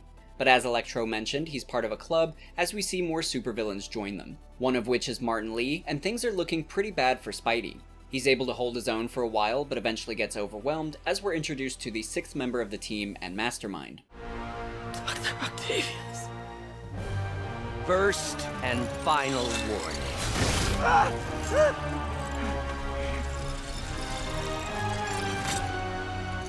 Stay out of our way.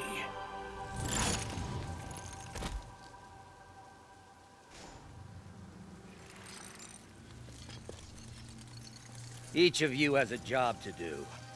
Your debts will be repaid when we're done. Go!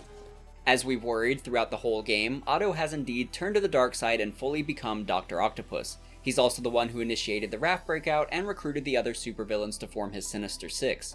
In the comics, Dr. Octopus is also the first one to form and lead the Sinister Six team, although the team lineup was somewhat different. Octavius' plan was also different, since his goal was to use them to soften Spider-Man up so he could kill him easier. It's a lot like the Nightfall story from Batman comics if you're familiar. Octavius ran Spider-Man through a gauntlet of his greatest foes, having him fight them one by one before moving on to the next. The final fight would be Octavius, who felt he would have a much stronger chance at beating Spider-Man if he was already tired and weakened by the previous villains. Octavius was wrong, and Spider-Man still came out on top. Going back to the game, Otto chooses to give Spider-Man a warning and throws him over the ledge. Afterwards, his facial expression looks somewhat grieved and conflicted, at least to me. It's enough for me to say that I believe Otto has known Peter was Spider-Man ever since he caught Peter working on his spider suit. Otto's a smart man, and likely gave Peter the suit creator excuse to either play things close to the chest, or to just not outright blow Peter's cover. Regardless of the reason, Otto knows Peter is Spider-Man. But since they've had such a strong partnership and he considers Peter a friend, he gives Spider-Man a warning and lets him go. In a lot of games and movies, a hero is let go by the villain for some sort of contrived or convenient reason, so I like that Otto's reasoning to let him go makes sense and feels earned in the game. I also like Dr. Octopus's design for the game, especially the tentacles. They look very sleek and advanced. As you'd expect, Otto in particular went through a bunch of different iterations before landing on this design, and the tentacles in particular seem to have a wide variety of looks. Like with a lot of the designs we've discussed in this video, none of the concepts are bad, but I do like this final version the most. The tentacles look very advanced and menacing, but also very durable and strong. It adds to the menace and threat of Dr. Octopus, and I think it looks great. Otto's not done here either, as we next see him at an Osborn rally full of supporters. It's revealed that Otto has the Devil's Breath, and in an extremely diabolical turn of events, he decides to open it and unleash it upon the city. It's an unforgivable moment, cementing Otto as the true villain of the game and shows that there's no going back for him now. And despite this attack being used as revenge against Norman Osborn, it's the city that suffers. In only 24 hours, many citizens are sick and dying, most notably Aunt May, who we see coughing up blood. The city as a whole is in disarray with the Devil's Breath disease and escaped inmates running free, which is a lot for Spider-Man to handle alone. Eventually, he decides to team up with MJ and Miles. MJ's task is to find the anti-serum for Devil's Breath, which is likely at Oscorp. Miles will continue to help out at Feast, but also report anything he learns there. Spider-Man's goal is to take down the supervillains that are running rampant in the city. Through some investigating, Spider-Man is able to locate Otto's hideout. Inside is a staging ground full of info and materials on the different villains. The first one we find is for Martin Lee. It seems that in return for helping him, Otto is attempting to medicate Lee to help him control the darkness within him that he struggles with. Otto has also recorded personal messages for each of them. When I first realized it was you targeting Osborn these past weeks, I was shocked and saddened. But then, as the situation evolved before my eyes, I felt inspired. You took the bold steps I had always dreamed of, Martin, and you took them without hesitation. I am honored now to join you on this path towards true justice.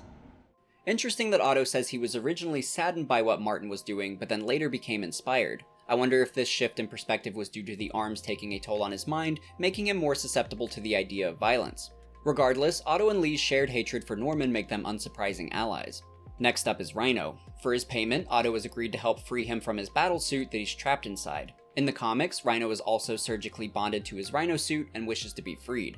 It's not uncommon for him to take contracts with certain clients with the promise that they'll attempt to free him from his suit after. However, this is sometimes a manipulation by the client. For example, the Kingpin has done this before, secretly telling his dermatologist to fail at freeing Rhino so that Kingpin will have an eternally grateful but still superpowered Rhino henchman. Thankfully for Rhino, Dr. Octopus appears to already be making good on his promise by developing a corrosive to free him. There's also Scorpion, who's in pretty hefty debt. He also has an extensive criminal record, so Otto promises to clear him of his debts and also wipe out his criminal history. A pretty tall order, but it seems Otto has managed it. Then there's the Vulture. Spider-Man comments that he's been fighting him longer than anyone else. It seems Vulture has been around for a lot of Spider-Man's career in the game, but it could also be a nod to the fact that Vulture is one of Spider-Man's earliest foes in the comics, premiering in issue 2 of Amazing Spider-Man. This beats out Otto, who is in issue 3. Like in the comics, Vulture is an old man, and it's revealed here that his wings have given him cancer. Otto promises to cure Vulture as repayment for helping him. Lastly is Electro, Spider-Man's first superpowered enemy in the game. In the comics, Electro was originally an electrical lineman named Max Dillon, who gained his powers when struck by lightning while still in contact with power lines. This gave him the power to conduct electricity, so it's not electric eels like it is in the movies. However, he has grander aspirations and dreams of becoming pure energy, which is what he's told Otto in the game. Otto claims he's actually found a way to accomplish this and will make that dream a reality once the job is done. In the Ultimate Comics, Electro has indeed managed to take on a pure energy form. He's also done it in Spider-Man Shattered Dimensions.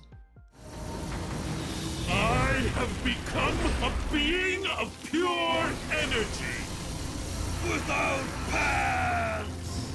While searching for the rest of the hideout, Spider-Man finds a map showing target locations, as well as a plan named Icarus. Spider-Man then finds a crate marked Icarus, and when he opens it, it's a message from Otto saying this was all a ruse to get him into position. In Greek mythology, Icarus flew too close to the sun, so this must be Otto's humor saying that Spider-Man has done the same. Spider-Man then realizes a bomb is about to go off and manages to escape just in time. Otto planned ahead though and had Vulture waiting outside to capture him and take him to Electro where they can both finish him for good. This takes us into a boss fight against them, and a really awesome one at that. Spider-Man obviously can't fly and is limited to his web swinging, so it's interesting to be pitted against two flying opponents to see how that works. You're given a lot of room to swing around, and it's a fun challenge attempting to juggle two superpowered villains. They both have slightly different strategies associated with them too. You need to destroy Electro's Transformers to weaken his power, and you also need to web him up before attempting to attack him. For Vulture, you have to dodge when he comes flying in, and then web zip to him to deal some damage. Or you can throw his daggers back at him. One aspect I really enjoyed too is that you can use them against each other, for example having Electro accidentally zap Vulture. Watch your fire! This was a really fun and unique boss fight, and another favorite of mine. But after taking out both Electro and Vulture, it's time to turn our sights to the other villains. We'll next attempt to find Scorpion, who ends up getting the drop on Peter, drugging him with his tail. This causes Peter to hallucinate, seeing the city as a floor is lava type of thing, but with acid. I'm not sure if it was intentional, but it reminds me of the Spider-Man 1 game on PS1, where there's a dangerous gas covering the city so you have to traverse building tops. It also reminds me of Batman Arkham Asylum and its Scarecrow missions. I don't plan on comparing this game to Arkham much, but I do think this section feels particularly influenced by those games, and I think there are some important differences between them that I want to compare, primarily when you start to hallucinate Dr. Octavius while traversing a trippy dream world around you. The visuals are cool to look at, but if I'm being honest, this whole spider hallucination section didn't feel as strong as it could have, since there wasn't anything too crazy or impactful to really grip the player in the moment. Between the Spider-Man and Batman hallucination levels, I think the key difference is that the Arkham hallucinations felt more personal to Batman's psyche and trauma, which made them feel more impactful. Like, for example, having the corpses of his parents tell him that he could have done more for them, or having a young Bruce Wayne walking alone as he mentally relives the day his parents died. These are not only very visually striking, but we can recognize they're also deeply rooted in the character's psychology. Spider-Man's hallucinations try to do something similar with the ghost of Otto teleporting around saying false things to him, but it doesn't carry the same weight. The hard truth is, you did this to me. Without your help, I would have never done any of those terrible things. You're a failure at life, love, career. You bring nothing but pain. You're just like Osborn, trying to steal my genius. Everything that happens now is your fault. I think it would have helped to experience Peter's fears more directly throughout the environment. For example, imagine coming across MJ's dying body and with her last words, she blames Peter for creating the neural interface that led to Dr. Octopus. Or maybe Peter comes across a bunch of citizens choking on Devil's Breath, begging him to save them before they die right in front of him. You could even have Peter hear the disappointed voice of Uncle Ben at moments, saying something like, "You have all that power and still couldn't live up to the responsibility." I'm mostly just riffing here, but I think you get my point. I felt like this hallucination was meant to poke and prod at Peter's psyche, and if that's the case, then I really want to feel Peter's fears and experience what's torturing him. As it stands, I didn't feel like this level had much importance on the grand scheme of the narrative, and ends up being a level that I feel more inclined to run through, since there's nothing really gripping me to immerse myself in it. But I want to emphasize that I didn't hate this sequence, and I'm glad Insomniac went for it, but I'd like for them to push the boundaries and dig deeper into Peter's psychology more if they attempt it again in the future. Continuing on, Peter breaks free from the hallucination and finds himself in the lab, having created a cure there, but he also finds himself in his underwear. This will actually be an unlockable outfit in the game, and we'll talk about that in part 2. But while we're in the lab, we'll see what Otto's been up to since his turn to villainy. We'll first start with the whiteboard with his company logo and vision. Otto has made a few key updates, twisting his vision statement to now read, "Groundbreaking technology, creating the world I deserve." Last time we were here, Otto wrote that he needs to deal with his direct competitor Oscorp, and now he's revised it to say, "Destroy." Also, I love how Otto's handwriting has changed to mirror his personality. His writing is now sloppy and frantic, and you can almost imagine him slashing away at the board with his marker. This point is driven home when you go into his office, where he's maniacally drawn his tentacles. I also like how if you test out his prototypes again, they'll lash out viciously. On another whiteboard, Otto has added in red his Sinister Six plans for the Raft. It makes you wonder, at what point did Otto start legitimately planning all this? We saw that he was analyzing the Raft security earlier in the game, but was the end goal always to break out these villains and cause chaos? After Otto lost funding is when he starts to take on all these different contracts, like the Raft prison contract where he analyzed their security. Then there was also the defensive plating for AIM, which when we look at the pieces now, we'll recognize that one of the pieces is the same as the one used for Rhino, and the other is part of Electro's new jacket. There was also the advanced hypodermic needle that Peter was initially confused about due to its larger size, but we later see it incorporated into a robotic arm. However, it's then later integrated into Scorpion's tail. My personal belief is that these all originated as just normal projects Otto was working on to gain funding, but as he lost his mind more, he started to repurpose what was around him to achieve his new goals, like taking what he learned from his Raft analysis to form a breakout for certain villains. Then, for example, he used the AIM defense armor lying around and retooled it for Rhino and Electro. I think this matches his progression from nice, normal scientist to evil genius in the story as well, which is why it's the one I favor. However, I could still see an argument that Otto immediately began his Sinister Six planning after being defunded by Norman. He could have taken on specific contracts that he knew would aid this goal, while also receiving funding for it. I think it goes with the genius mastermind trait of Otto, where he's been planning and developing all of this right under our noses, but dressing up these schemes as just normal, harmless projects. But the exact timing of his turn is something that I think is somewhat left obscure, and I continue to question the specifics, so I'm curious to hear what you all think in the comments. Looking around the lab this last time has a haunting feeling to it as well. In a lot of ways, walking around the lab feels like walking around inside Otto's mind. You think about how nice and happy it was at the beginning of the game, and now you see how fractured, damaged, and chaotic it looks. Otto in many ways feels like the dark side of Peter Parker. Peter has a lot of integrity and always strives to do good even when it's difficult for him, and if Peter gave in and went to the dark side, I think it would look a lot like Otto Octavius, an incredibly dangerous genius. I think it's even more interesting that Peter essentially helped to build Otto. Peter's work contributed to the arms and the neural interface, something Otto even credits in large part to him. There's also Peter's board of supervillains he's caught through the years that he has hanging up in the office. These include the same villains that Otto incorporated into his Sinister Six, so I imagine that one day when Otto saw that board of villains in the Raft, it gave him the idea for the Sinister Six. So I really like this aspect of the story where Peter inadvertently creates his most dangerous foe.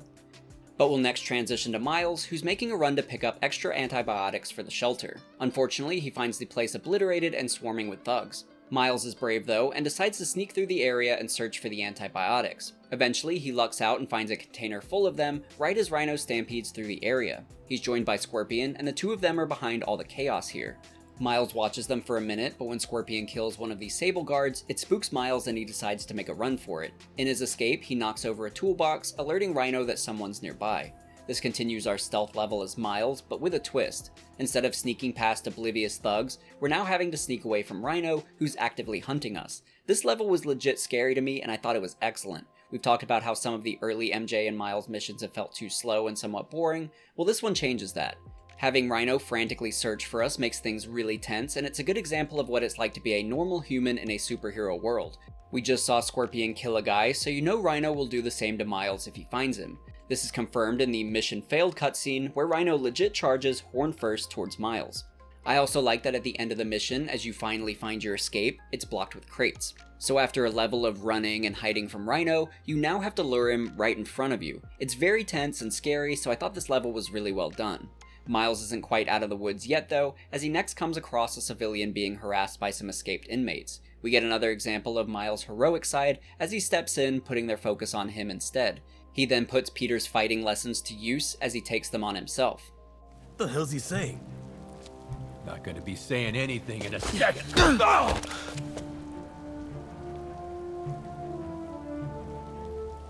Whoa.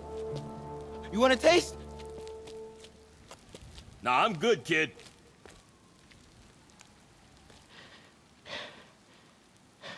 You want a taste? I gotta work on my fight banner. I think this whole section is a great character moment for Miles, showing his bravery and heroism. I also think it's a good display of his rise in confidence as he embraces being a hero despite not having any powers. Kind of like in the movies when a hero has to prove themselves as a heroic normal person before earning the right to be superpowered. But afterwards, Miles tells Spider-Man that Rhino and Scorpion are attacking relief centers, which helps him determine where they'll head to next. Sure enough, we next find Rhino fighting with some Sable guards. Spider-Man intervenes, which begins a boss fight against Rhino. I like that we begin just focus on Rhino, since we have to drop objects on him to stun him. Realizing this mechanic and then learning the timing can take a minute, so this first phase is a good learning stage, helping to prevent any potential frustration or confusion before things get more frantic, which is how things feel when Scorpion arrives and we have to juggle them both at the same time. Like with Electro and Vulture, I thought this fight was a lot of fun as well. I like the challenge of trying to juggle two enemies at once, and I think it felt very thematic to Spider-Man, since it has you constantly dodging and flinging yourself around the environment in reaction to their attacks, until you find a window to counter them and go on the offensive. Bryan Intihar stated in an interview that the team liked the idea of 2v1 battles here because they felt that an 8th year Spider-Man should be experienced enough to handle something like this. I think that was absolutely the right choice, and it makes for a really awesome boss fight. But after battling Rhino and Scorpion long enough, they'll actually turn on each other, blaming the other for their failure. Rhino tackles Scorpion into a storage container, so Spider-Man takes the opportunity to lock them inside with some webbing. You can actually hear them continue their fight if you go walk by the container.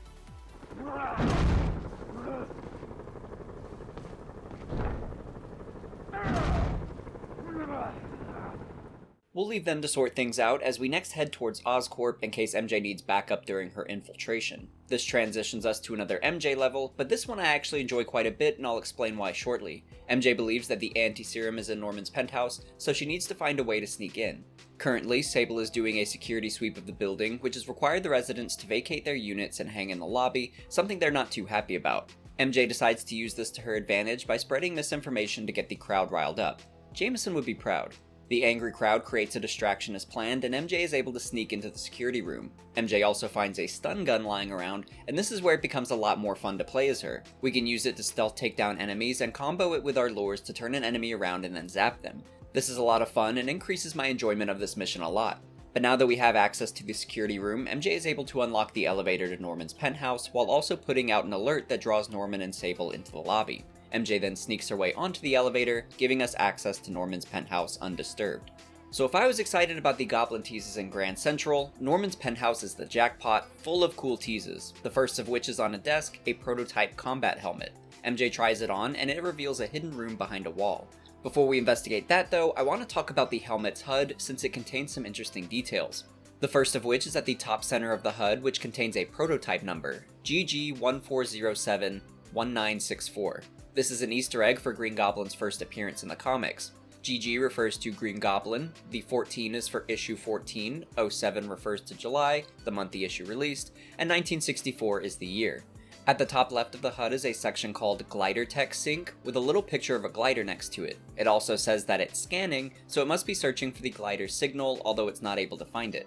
Towards the bottom left are some other features like a health monitor and a graph for flight range. If we move to the bottom right of the HUD, we can see an energy section, potentially for the battery of the mask or glider, and under that we have a satellite map of the world. Then at the top right of the HUD, we have a weapons section. The topmost one seems to highlight a type of hand grenade or pumpkin bomb, which we'll get a better look at shortly.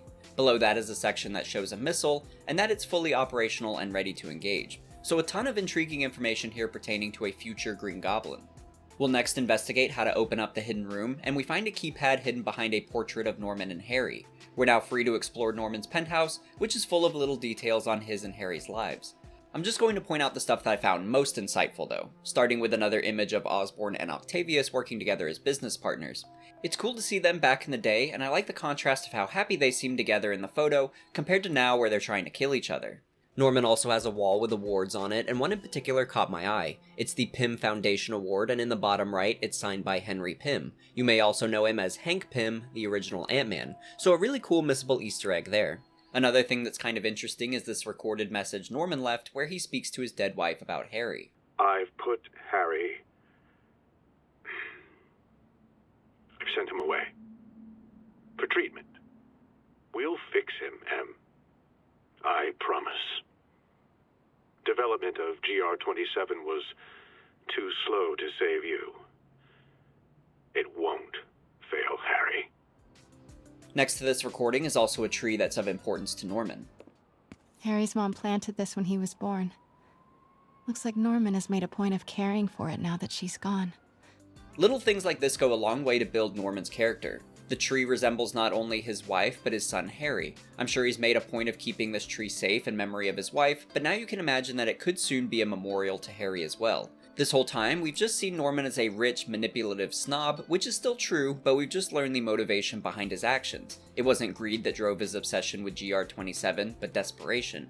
It could have cured his wife Emily, but they ran out of time and she died. Now it's revealed that Harry has a similar ailment, and Norman can't fail again and lose another member of his family. So I think this is great character building for Norman. We may not agree with his actions, but we can see why he does what he does. MJ also enters Harry's room, where she finds a bunch of medical equipment. Up until now, MJ and Peter have been led to believe that Harry has been on a trip to Europe this whole time. Instead, he's been sent away for treatment. We can analyze his diary, which reveals everything in more detail. Harry's condition is something called neurodegeneration rapid onset. Morgan Michaels is in charge of treating Harry, and he considers the experimental treatment a 50-50 shot. Harry says he never told MJ and Peter the truth because he didn't want them to go through what he did with watching his mom die. So again, great character work by the writers of the game, especially considering this is a character that we never really see. Also in this journal is the date Harry left for treatment, which is the code to get into the secret room. This is also the moment Sable and Norman return with some guards, so it's time to start sneaking again. Like I mentioned earlier, things are a lot more fun now that we have the stun gun. It's really satisfying taking out the guards, and being able to use the lore to strategically position them makes things even more fun. In part 2, we'll talk about Peter's gadget use in combat, but I'm getting a similar enjoyment here now that MJ has a couple gadgets of her own to play around with. Having multiple gadgets to play with gave me more options with how to approach this room, and helped me feel like I had a more active role in this environment. So out of all the MJ missions in the game, this one is easily my favorite and by a significant degree. The other ones felt too slow, mostly because they relied so much on just stealth. I think I like this level in the Grand Central one so much because they incorporate strategy into MJ's gameplay. It's one thing to lure a guard to an area and then run by them, it's more exciting to lure them into an area and then take them out, and then continue working towards clearing the rest of the room. I also enjoy this level in particular because I feel more like an investigator. The other levels I just snuck around from point A to point B and collected a file. This time I got to run around Norman's penthouse, finding clues, keys, and passcodes. I also learned a bunch about Norman and Harry's backstory, which felt rewarding as the player. So even if we're not always tasked with clearing the room of bad guys, a good investigation can be fun too, especially when there's information that's valuable to the player in there. So that's why this is my favorite of the MJ missions. I'm given a lot more agency with how I approach both the investigation and navigating a room. So despite the hate MJ missions often get, I would totally be down for more of them in the future if Insomniac can hone in on this formula. Moving on though, we eventually make it to the secret room, which contains some really cool details as well. First off, we can see that Norman has been experimenting with spiders, attempting to replicate Spider-Man's powers. In the prequel novel, during Osborn's search for a cure, he accidentally gave one of his secret research participants powers, and he became the comic villain Blood Spider. So it seems Norman has been delving into research even more so since then. MJ also calls out the different abilities Osborn has been experimenting with. Bioelectrokinesis, optical camouflage? What the hell is he trying to create? These are the abilities Miles Morales will have later. We can also find some prototype hand grenades on a desk, likely the ones that we saw referenced in the HUD of the combat mask. These bombs are a trademark weapon of the Green Goblin, although in the comics they're typically shaped like pumpkins, hence the name Pumpkin Bombs. The ones in the game resemble the movie grenades more closely though. MJ also finds a map table with different points of interest and Oscorp employees on it. One of the employees listed is Dr. Strom, who we mentioned earlier is a robotics expert. In the comics, Strom also develops the Goblin formula. Even more interesting is another name, Dr. Van Adder. No movement from Dr. Van Adder. Must be out of the city. In the comics, Nels Van Adder agreed to be a test subject for an early version of the Goblin formula created by Dr. Strom. The result was that Van Adder mutated into a red creature known as Proto-Goblin. He was superpowered but also experienced bursts of insanity. He only appeared for one issue in the comics after being pushed out a window, never to be seen again.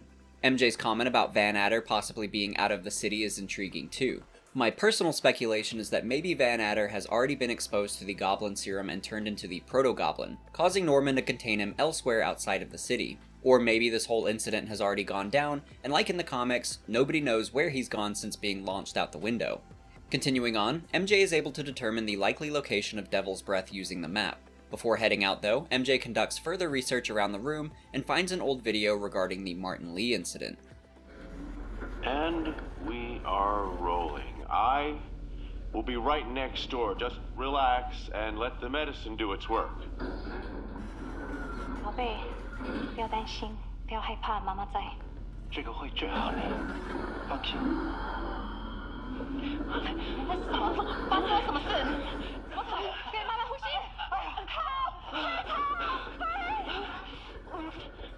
I thought this was just a consultation.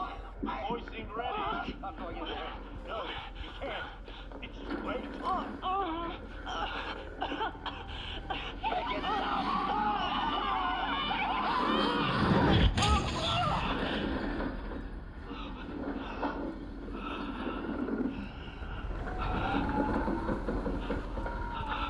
What have you done? That's a really haunting scene and shows the origins of Martin Lee and why he despises Norman so much. Unlike the comics, it's not the magia that gives Martin his powers, it was an experiment from Norman and Otto. This was also the experiment that led Otto to leave the company. I like how everything comes together in this moment too, as we learn that this was the catalyst for the big moments in the game. If it wasn't for Norman's obsession and willingness to make unethical experiments, we wouldn't have Mr. Negative. This also wouldn't have driven Otto away, and maybe we wouldn't have Dr. Octopus. It all comes back to Norman, but he's not the only one to blame. Mr. Negative could have chosen not to become a terrorist and punish the city for Norman's mistakes. The same goes for Otto. Each of them is the hero of their own story, believing they're crusading against the evil Norman Osborn only to become even worse than him. It's a really interesting premise, and I like how involved the writers went with this story and their character psychology. In a panic, MJ begins to download all these files, but also knocks over a spider cage. This alerts Silver Sable to the area, forcing MJ to hide. While she's hiding, we see she has a little spider buddy hitching a ride on her jacket. Once Sable leaves, MJ makes her escape.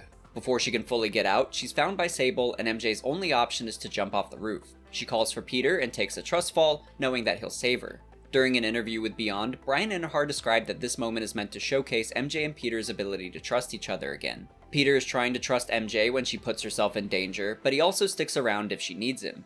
MJ, on the other hand, appreciates that Peter trusted her to sneak into Norman's penthouse, and she now accepts that there are moments that she'll need his help. The two are now partners and have reached a point where they can trust each other and work together, which I think is a pretty cool arc for them both. Afterwards, MJ debriefs Peter about everything she found, and Peter heads to the lab containing the anti-serum. Martin Lee is already there and has managed to make his way inside. Not only that, but we see that he's already managed to capture Norman. Inside, we see that Dr. Michaels has no choice but to give the anti-serum to Mr. Negative, and mentions that this is the only vial that they have. Martin doesn't care, and continues to threaten Norman, but before he can kill him, Spider-Man shows up. We're now in our final boss fight against Mr. Negative. This is another good fight, and I felt it was a challenging final showdown against him. In his first phase, he's fast and very powerful, so you'll do a lot of dodging as you attempt to get the upper hand on him. The second phase takes things to a new level though, as you enter his world as he's engulfed by a giant demon made of dark energy. You'll have to fight him like this, while also dealing with the minions he conjures. It's a very fast-paced battle, and I felt like my skills were really put to the test, so I thought this was an excellent final boss fight. But after beating him, Spider-Man reclaims the anti-serum for himself. At least until Dr. Octopus arrives and decides to handle things himself. We see just how imposing Otto is now as he quickly dispatches Spider-Man without much effort, nearly killing him. Otto then takes the anti-serum for himself and also kidnaps Norman. Spider-Man is soon found by Sable and Dr. Michaels, who take him to the feast shelter. Spider-Man's in bad shape, forcing Dr. Michaels to tend to him. He does what he can with limited supplies, keeping Peter alive, but he's still beat up. Also in bad shape is Aunt May, who's near death herself. Her only hope is the anti-serum, but Peter is unsure he can get it. I don't know if I can beat him. Maybe you can't. Maybe Spider-Man needs help from his friend Peter. What? Peter helped build those arms, remember? If anyone can find a weakness, it's him.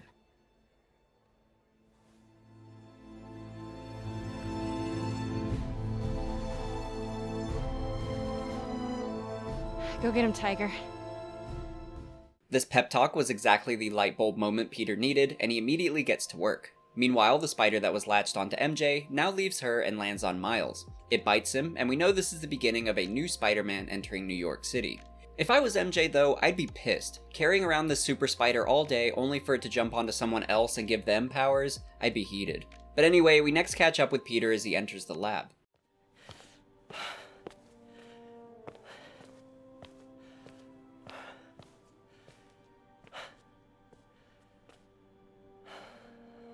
We did the impossible, Doc. But now I have to destroy it. With a little creation of my own. I love this notebook montage here, and I have to imagine it was inspired by a similar looking montage from the Spider-Man 1 movie. The result is really awesome though, a new spider suit designed to match Ock's tentacle armor. We then cut to Otto, who's brought Norman to the top of Oscorp, wanting him to admit the truth of all his wrongdoings. The truth is, you were only ever worth a damn when you worked for me! The truth is, you could never accept that I'm better than you! You're a failure, Otto! And you always will be!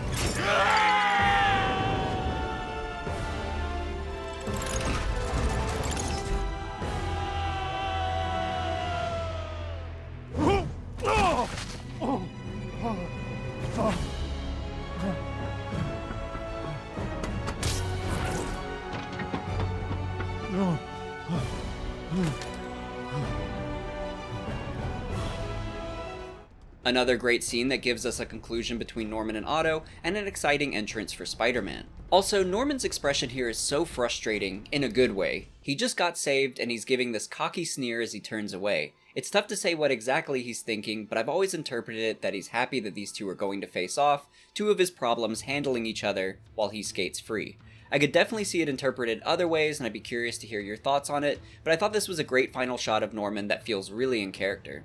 But we'll talk about Norman more later. For now, we're on to the climactic final showdown between Peter and Otto, and right from the start it feels epic. The whole game has been building up the relationship and motivations of these two characters, and now we're at the moment where they clash, and it feels personal. There's a lot of emotional weight behind this fight, and it elevates everything. The fight itself is really great too though. Visually, we're at the top of the world, battling it out above the city, and that alone makes things feel very grand in scale, but also very isolating. We're trapped on this tower with Ock, with nobody else nearby. I also think the new suit looks great here, with the sleek shine of the metallic armor alongside the bold and bright yellow spider symbol. It all looks really cool and cinematic.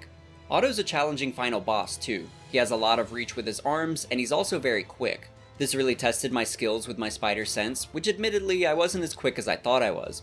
Otto also has a lot of range and will regularly launch debris at you. He's a difficult foe, and it feels like nowhere is safe against him. It was really fun trying to overcome that though, like by launching debris back at him or webbing him up.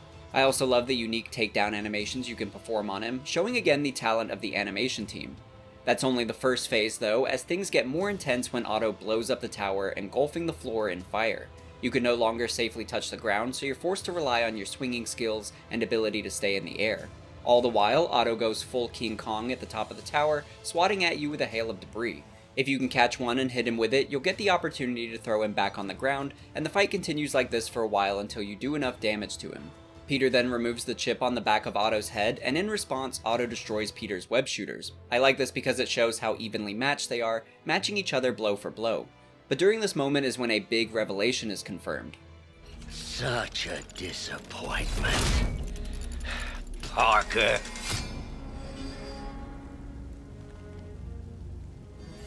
You knew? I tried to warn you, Peter, but you didn't listen. You knew. I won't let you win. This means too much to me. Not more than it means to me! I really need to compliment the performances of Yuri Lowenthal and William Sawyers here, who are really selling this moment. Especially Yuri, who's doing a great job of displaying Peter's feelings of betrayal and disgust at Otto. All this time, Otto knew his identity and has still hurt him, and even worse, Otto is to blame for Aunt May's current condition. This is a bit ironic, given that Otto and Aunt May have been shown to have feelings for each other in the comics at times. At one point, they even tried to get married, although Otto had ulterior motives in that issue. But anyway, the fight continues and Peter and Otto end up on the side of the building. This brings us to the next phase of the battle, which maintains its epic feeling primarily due to how cinematic everything looks, along with the weight of everything Peter says to Otto. I really feel sad for Peter in this moment. You were my hero!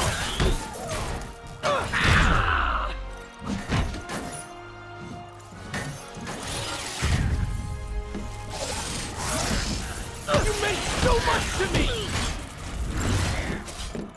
I hate that you're making me do this! My only criticism is that I think this section of the fight begins to overstay its welcome after a while, and starts to feel repetitive. I'm hooked to the emotions and visuals, but the gameplay just feels like dodge, punch, punch, punch, dodge, punch, punch, punch. I can go with it because everything else is dialed to 11, but I do wish the gameplay was able to hold that quality as well.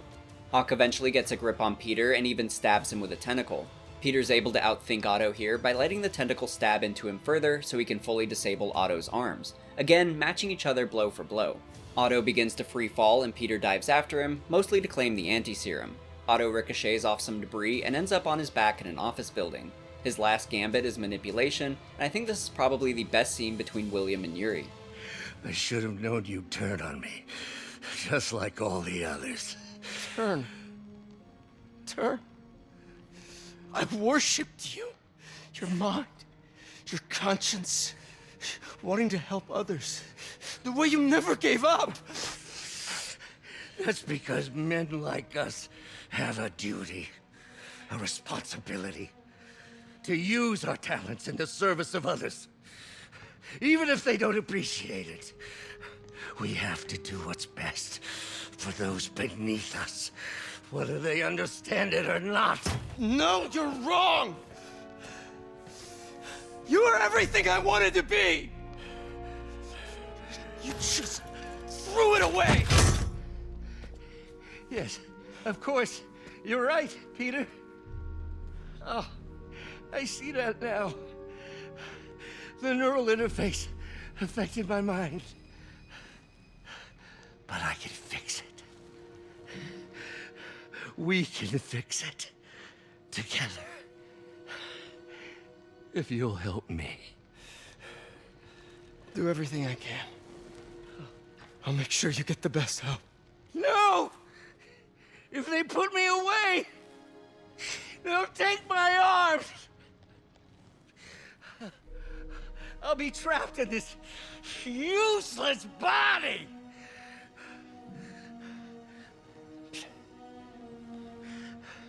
Please, Peter. That wasn't me. You said you'd never abandon me. You promised. Remember? And of course, you rest easy, knowing your secret is safe with me. You do what you think is best, Doc. It's all any of us can. Peter? Even when it hurts like hell. Peter, where are you going? Peter? Peter! What a captivating performance. Every time I watch that, I'm so gripped by their interaction. One of my favorite moments is when Otto starts to talk about responsibility. Now it's up to them to do what's best for those beneath them. In this moment, Otto is like a twisted Uncle Ben figure, and I really like that parallel. But overall, this was such a gripping performance, and I think it's such a spectacular finale for these two characters, and a great payoff for all the build-up we've experienced the entire game. Everything comes together here, and I absolutely love it. It doesn't end here though, as Peter brings Morgan Michaels the anti-serum. This is the only vial, so they'll need it as a base to mass produce more for the city. Aunt May doesn't have time like that though, and needs the serum right now if she's going to live. This puts Peter in a really tough position, either save Aunt May and doom the city, or let Aunt May die and save everyone else. Peter gets a moment to speak with Aunt May before making this decision. Take off your mask. I want to see my nephew.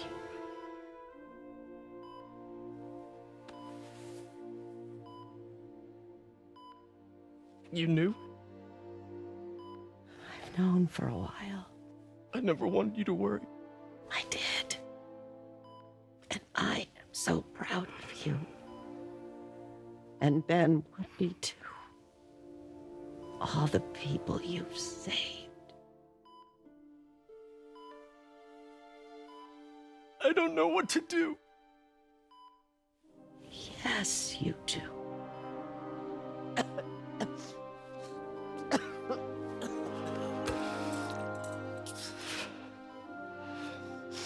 It's such a tough scene to watch, but it's another great example of Peter and Spider-Man's worlds colliding. Peter wants to save Aunt May, but Spider-Man needs to save the city. We get a great visual representation of that in this overhead shot, as Peter lays his head on May's hand. With Peter unmasked and his head between Aunt May and his spider symbol, it looks like Peter caught in the middle of what's important to him as Peter Parker and his duty as Spider-Man. In even more of a gut punch, the screen fades to black, and all we can hear is May's heart monitor.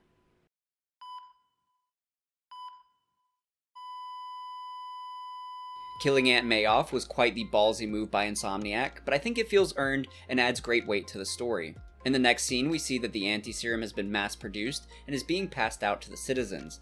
May's sacrifice has saved the city, and I think it's a poetic ending to how she dedicated her life to helping others at Feast. We next see Otto again as he's being locked up in the Raft. The last shot we get of him, he stares aggressively at the screen. So don't count Otto out, he could very easily return at a later point. He's already proven he knows how to get around the Raft security measures, and he's gotten out of pinches like this in the comics plenty of times as well. For example, he's managed to free himself from prison through a telepathic link he maintains with his arms.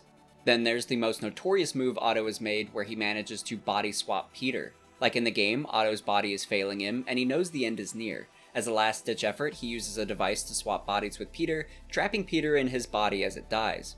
Otto then takes over Peter's life as the superior Spider-Man.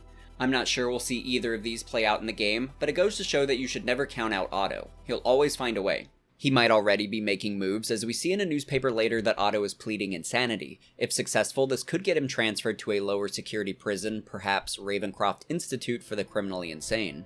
We then cut to 3 months later, where Peter and MJ meet at a restaurant. MJ has received a promotion to associate editor, while Peter is still on the job hunt. He's considering a career change and explains why.